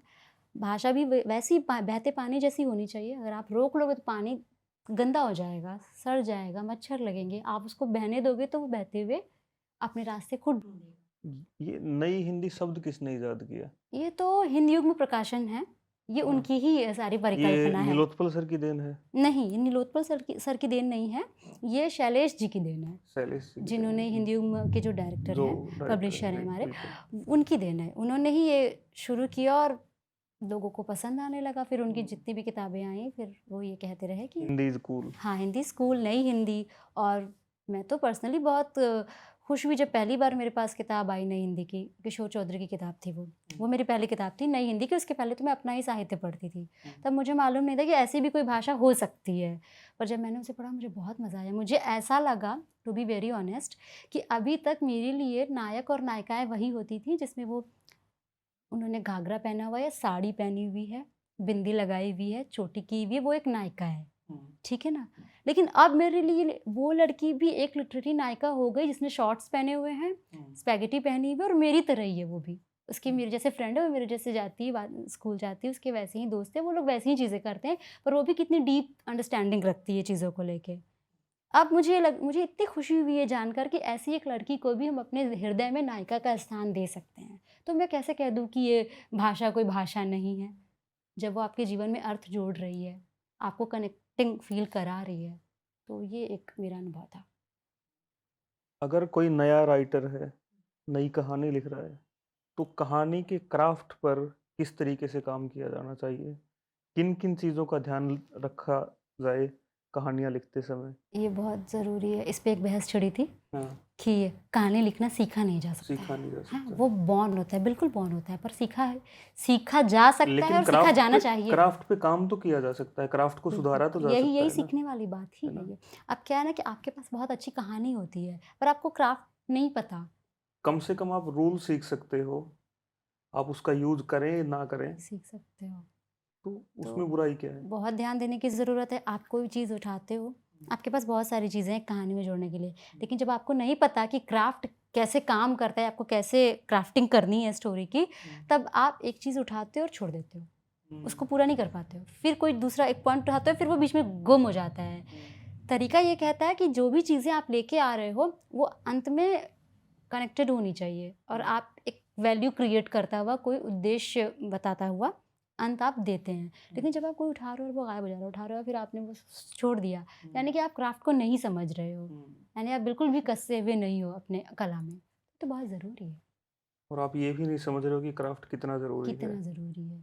कहानी का क्राफ्ट, उसकी जब एडिटिंग, आप कैरेक्टर उसकी से कसावट। हाँ, जब आप कैरेक्टर से संवाद कराते हो, हुँ, तो आप भूल जाते हो कि वो किस परिवेश का है। हुँ। आप भूल जाते हो कि गाँव की एक लड़की है तो आप ऐसे नहीं उसका बोलेगी। बैकग्राउंड इग्नोर करते एकदम हो। इग्नोर कर देते हो। हुँ, आप वो लैंग्वेज बोलने लगते हो जो आपने कभी किसी वीडियो में देखी है या किसी फ़िल्म में सुनी है, क्योंकि आपको वही याद है दिमाग में। आप वही लिख देते हो। एक गाँव की लड़की है, वो बोलती है, वो गाँव में रहती है, चूल्हे पे खाना बनाती है, बोलती है कि मुझे नहीं फ़र्क पड़ता तू क्या कर रहा है, चल चल मूवी देख के आते हैं, सुन तू अपना मूड ठीक कर ले। हुँ। तो यार वो ऐसे इतने आराम से नहीं बोलेगी, या तो वो नहीं बोलेगी बोलेगी। कि मेरे पास अभी समय नहीं है, मुझे नहीं पता क्या हो रहा है, और एक फ़िल्म आई है या तो वो फ़िल्म का इस्तेमाल करेगी, या वो बोलेगी पिक्चर आई है, अगर वो गाँव के ऐसे परिवेश में है तो। मैम, हिंदी के प्रति जो हीनता का भाव है, हाँ। नए राइटर्स की हिंदी में अगर 1 लाख किताबें निलोत्पल सर की बिकी हैं, हुँ, वो बेस्ट सेलर है। लेकिन वहीं पे इंग्लिश के राइटर्स की हुँ, 30-30, 40-40, 50-50 लाख किताबें बिक रही हैं। जाते हैं। तो इतना बड़ा गैप क्यों है? एक तो सिंपल सा गैप यहाँ पे आ जाता है कि वो जो एक तबका है ना, वो रीडिंग की इम्पोर्टेंस वाक़ई समझता है। वो रीडिंग इंग्लिश का का जो तबका जो है। इंग्लिश का है, हुँ, वहाँ बचपन से आप देखोगे घर में ये चीज़ होती है हुँ, कि उन्हें पता है कि रीडिंग कल्चर क्या होता है। हुँ, हमारे यहाँ ना अभी भी सिखाना पड़ जा रहा है, हुँ, क्योंकि बीच में एक ऐसा दौर आ गया जो कि मेरे बचपन का भी रहा है, जिस वज़ह से मैं भी बहुत किताबें नहीं पढ़ पाई, कि एक ऐसा समय आ गया जब हमारे यहाँ का जो नॉर्मल एक फैमिली मेंबर होता था, या जो ना मध्यवर्गीय परिवार होते थे, उनको ये लगने लगा कि किताबें पढ़ के लिख के कोई भी घर नहीं चला सकता है, हुँ, और गरीबी में हम जी रहे थे। वो समय ऐसा था, है ना? कि हम सब लोग नौकरियों के लिए और करियर के लिए, उसके लिए चप्पलें घिसना शुरू हो गया था, और ये लगने लग गया था कि लिख कर कुछ नहीं मिलेगा, क्योंकि जो समृद्धि विरासत में चली आ रही थी वो भी अब हुँ, ख़त्म हो रही खत्म थी। हो रही है। तो बिल्कुल से ये एक ट्रेंड शुरू हो गया कि पढ़ने-वढ़ने वाले लोग जो हैं, लिखने वाले लोग, वो कुछ काम नहीं करते हैं और वो कुछ नहीं कर पाएँगे फिर, हुँ, अर्थ नहीं कमा पाएँगे, ना धन नहीं कमा पाएँगे। हमारे यहाँ ये एकदम ही शुरू हो गया कि किताब-विताब मत पढ़ो। जब मैं छोटी थी तो मैंने ये चीज़ बहुत देखी अपने आस-पास और अपने साथ हुँ। भी, कि ये सब कर रही हो तो तुम कुछ नहीं कर पाओगी। हिंदी किताबें क्यों किताबें पढ़ पढ़ते हो? रहे हो तो हाँ, क्यों क्या करोगी क्या तुम? करोगे? ये बोलने में भी डर लगता था कि मुझे लिखना पढ़ना ही है, है तो इंग्लिश पढ़ो, कहीं काम तो आएगी ना। काम आएगा, तुम्हें नौकरी हाँ, मिलेगी। हिंदी किताबें पढ़ के क्या मुद्दा होगा? ये था कि आप धन नहीं कमा पाओगे हिंदी हाँ, पढ़ के। तो ये हम नहीं समझ पाए कि उससे हम अपना इंटेलेक्ट लेवल भी कितना बढ़ा सकते हैं, बौद्धिक हुँ, स्तर पर हम कितनी उन्नति कर सकते हैं, वो समाज वो नहीं सोच रहा था। उसका रीज़न है, वही बात है कि जब खाने को रोटी नहीं होगी, फिर आपको धर्म और अध्यात्म की बात कहाँ जाएगा? कहाँ कौन करेगा? हुँ, वही समय चल रहा था। इसलिए ये एक बहुत बड़ा गैप है, क्योंकि जो अंग्रेज़ी थी वो उस वक़्त भी रोज़गार की भाषा थी। हुँ। आज बहुत सारी चीज़ें बदली हैं, फिर भी आज अंग्रेज़ी है, ऐसा नहीं है, अब हिंदी भी है, पर हाँ, उसका आप देखेंगे तो ज़्यादा अब है धीरे-धीरे शो। हिंदी भी रोज़गार की भाषा बन बहुत रही है। अच्छी बन रही है और बहुत सिनेमा स्कोप है। में अच्छे राइटर्स को मौका मिल रहा है, बिल्कुल। नए हिंदी के राइटर्स को मौका मिल रहा है। बिल्कुल। अभी एक राइटर हैं दिव्य प्रकाश दुबे, जी। हिंदी के। हुँ। PS1 और PS2 में उन्होंने डायलॉग लिखे हैं। हुँ। तो ऐसे ही बहुत सारे लोगों को अब हिंदी सत्यव्यास में हैं, मौका दिव्य मिल रहा है। प्रकाश हाँ, हैं, हाँ, ये लोग बहुत सत्यव्यास अच्छा हैं काम कर रहे हैं। और बहुत अच्छा काम कर रहे हैं। हाँ, तो इसलिए ये गैप तो है। ये हिंदी वर्सेस इंग्लिश की जो बहस है, ये भी मेरे को लगता है कि इतनी रिलेवेंट इसका कोई वजूद ही नहीं है। नहीं है। हाँ, लेकिन अपनी भाषा के प्रति जो सम्मान का भाव होता है, ये उस ज़रूरी है। वो मेरे ख्याल से ज़रूरी है। यही तो मेन पेन पॉइंट था जो मुझे उस वक़्त महसूस हुआ, क्योंकि मैंने हमेशा ये फ़ील किया कि मैं जब किसी को बोलती हूँ कि किताबें पढ़ती हूँ, तो वो इस बात को लेकर के इग्नोर कर देता है कि अच्छा हिंदी, ठीक है। किसी को इस बात से कोई मतलब नहीं था कि किताब पढ़ती है, क्योंकि ये हिंदी पढ़ती है। फिर आए चेतन भगत, मैंने उन्हें पढ़ना शुरू किया। हुँ, फिर लोग बोलने लगे, अच्छा तो तुम चेतन भगत को पढ़ती हो, it means you are reading, ना तुम पढ़ एक रही हो। टाइम था जब चेतन भगत को पढ़ना क्लास माना जाता माना था। जाता था, हाँ। मैंने भी पढ़ा है और अब तो खूब खुद के भी मज़े लिए हैं मैंने, पर ठीक है, वो एक समय था, मैं कॉलेज में थी, चीज़ें हो जाती थी, कनेक्ट हो जाती थी। तो अब समझ में आने लगा कि अगर मैं हिंदी में कुछ अच्छा से अच्छा भी पढ़ लूँ, कुछ बहुत मीनिंगफुल भी पढ़ लूँ, तो भी ये बात ज़्यादा अच्छी मानी जाएगी कि मैं चेतन भगत को पढ़ रही हूँ, क्योंकि वो अंग्रेज़ी की किताब है। तब मुझे समझ में आया कि इतना बड़ा गैप है ये तो समझ का, है ना? और सिर्फ़ इस वजह से एक अच्छा इंसान, एक समझदार इंसान, एक इंटेलेक्चुअल इंसान अगर हमारे आस-पास है कोई, उसको तवज्जो ना मिले क्योंकि वो हिंदी पढ़ रहा है, तो बहुत ही बुरी बात हो गई। और मैं भी शुरू से बचपन से सुन ही रही थी कि हिंदी क्यों पढ़ती हो, क्यों पढ़ती हो, क्या मतलब है? तो मैंने यही पेन पॉइंट पकड़ा था और फिर मैंने कहा कि मैं ये नहीं बताना चाह रही थी कि आप हिंदी ही पढ़िए। मैं मेन ये बताना चाह रही थी कि अगर आप हिंदी पढ़ रहे हो तो उसमें आप गौरवान्वित महसूस कीजिए, और अगर आपको नहीं लग रहा है कि हिंदी में कोई गर्व की भावना है, इट मीन्स आप गलत किताब के पास हो। आपके पास अच्छी किताब नहीं है वो, चलो मैं बताती हूँ कि आप क्या पढ़ो। तो यहाँ से ये चीज़ें शुरू हुई थी। तो इसमें हिंदी इंग्लिश की कोई चीज़ नहीं है। भाषा आपको जो कनेक्ट करती हो आपको वही पढ़ना चाहिए। अगर किसी को इंग्लिश कनेक्ट करती है तो मैं उसको ये थोड़ी कह सकती हूँ कि जी, आप हिंदी बिल्कुल। पढ़ो। आप हिंदी पढ़िए, हाँ, इंग्लिश मैं पढ़िए, सिर्फ़ ये कोई भी बताना लिटरेचर चाहती पढ़िए, हूँ, लेकिन पढ़िए। पढ़िए, क्योंकि मैं सिर्फ़ ये बताना चाहती हूँ कि हिंदी का लिटरेचर बहुत रिच है और हुँ, शायद आपको अभी नहीं पता है। तो चलिए मैं बता देती हूँ कि लेकिन जितना क्या-क्या है। रिच है उतना सम्मान नहीं मिला। नहीं मिला, बिल्कुल सही बात है। उसी सम्मान की लड़ाई हम सब लड़ रहे लड़ हैं। रहे हैं। हाँ, सही। बिल्कुल। नए जो रीडर्स जुड़ना चाहते हैं हिंदी के साथ, हुँ। उनको कैसे कनेक्ट किया जाए? कनेक्ट करने का सबसे अच्छा तरीका है कि आप उनको भारी भरकम बातों से मत ला दिए। आप उनको कठिन-कठिन किताबें सजेस्ट ना कीजिए कि आपने शुरू में ही बोल दिया, जैसे अभी हमारी बात भी हुई थी कि गोदान पढ़ लो चलो सीधे, है ना? आप हर इंसान, सीधी गोदान पढ़ ली और पता लगे हैंग हो गया समझ तो। ही में नहीं आया कुछ, है ना? तो मैं ये कह रही, हर इंसान किताब से दोस्ती कर सकता है, पढ़ सकता है, बशर्ते उसको ये पता हो कि उसके लिए कौन सी किताब है। हाँ। और ये बहुत पर्सनलाइज़ चॉइस होती है। अपनी हाँ, पसंद को समझना पड़ता है। समझना पड़ता है और तभी आपकी दोस्ती होती है और तभी आप अपने स्तर को बढ़ा पाते हो। हुँ, तो बात ये नहीं कि हिंदी की ओर लोगों उसके को बाद आप लेके डिफरेंट डिफरेंट चीज़ें ट्राई कर सकते करते हो। हो। अब मेरे आप कभी चैनल पे कमेंट्स देखेंगे तो आपको बहुत सारे ऐसे कमेंट्स दिख जाएँगे जिसमें लोगों ने ये एडमिट किया है कि मैम मैं नहीं पढ़ रहा था, मैंने बचपन में पढ़ी थी, लेकिन मैं आपका चैनल देखकर वापस आया हूँ, और कोई सरकारी सेवा में है, कोई राजकीय उसमें क्षेत्र में है, कोई फ़ौज में है, मगर अब सब बहुत खुश हैं कि अब हम हिंदी की किताबें भी पढ़ पाते हैं, अब हमें शर्म नहीं आती है, हमें मज़ा आता है। तो ये चेंजेस तो आ ही रहे हैं। आपकी किताब कब पढ़ने को मिलेगी मैम? जब मुझे ऐसा लगेगा कि मैं इतनी साधना और तपस्या के लिए तैयार हूँ और मुझे 2 नावों की सवारी नहीं करनी पड़ेगी, तो मैं ज़रूर करूँगी।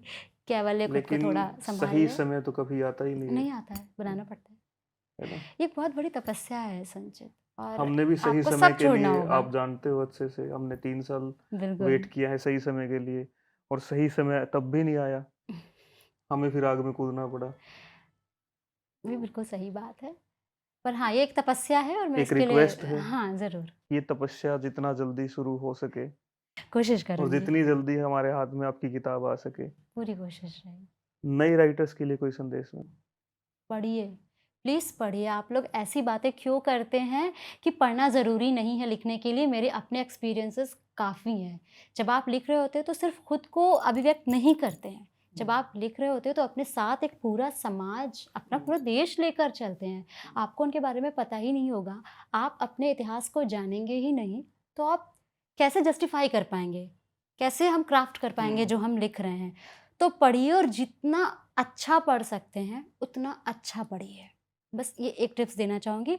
और अगर लिखने का मन है तो शुरुआत कीजिए। अच्छा टाइम, सही टाइम नहीं आता है तो लिखते रहिए, और जब आपको लगे कि आपने कुछ ऐसा कर दिया है कि अब ये लोगों के सामने आना चाहिए, तो आप लेके जाइए। आजकल लोग बहुत और एक जल्दीबाजी में जरूरी रहते हैं। हाँ, एक जरूरी बात कि आदमी लिखते लिखते सीखता है, सीखता है, लिखने से ही सीखता है। बिल्कुल। तो लिखते रहिए, भले ही अपने लिए लिखें, अपने लिए लिखिए, हाँ, खुद पढ़िए, अपने दोस्तों को पढ़ाइए बिल्कुल। और आजकल लोग सुधार थोड़ा-सा कीजिए। ओवर कॉन्फिडेंस का शिकार हो जाते हैं। थोड़ा-सा हाँ, भी करते हैं, उन्हें लगता है उनकी किताब आ जाए। वो लॉन्ग टर्म में नहीं हो पाती चीज़ें, वो लॉन्ग टर्म नहीं जाती। नहीं जाती है। एक बार होती है, फिर वो ख़त्म हो जाती हैं। पब्लिसिटी करके एक आध किताब आप बेच भी बस, लोगे। हाँ। और ये जो थिंकिंग है इसके पीछे कि मैं चला जाऊँगा तो मेरी किताब याद की जाएगी। बहुत सारे लोग इसलिए भी लिखते हैं कि हाँ, हम जाने के बाद कुछ दे के जाएँ। पर आप यकीन मानिए, आप ऐसी किताब भी छोड़ के नहीं जाओगे फिर, जो याद की जाए। लोग उससे भूल जाएँगे, वो किताबें भुला दी जाएँगी। आपको वो डेप्थ अगर लानी है तो आपको हाँ, तो मेहनत करनी पड़ेगी। मेहनत करनी पड़ेगी। कविताएं पढ़ती हैं आप?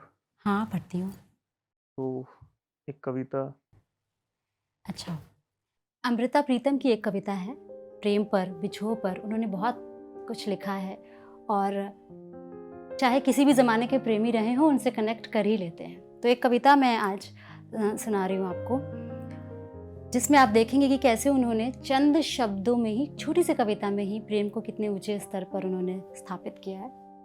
कुछ इस तरह से है। बहुत कम लोग ये कविता पढ़ते हैं उनकी, और मुझे बहुत पसंद है। मन योगी तन भस्म भया, तू कैसो हर्फ कमाया।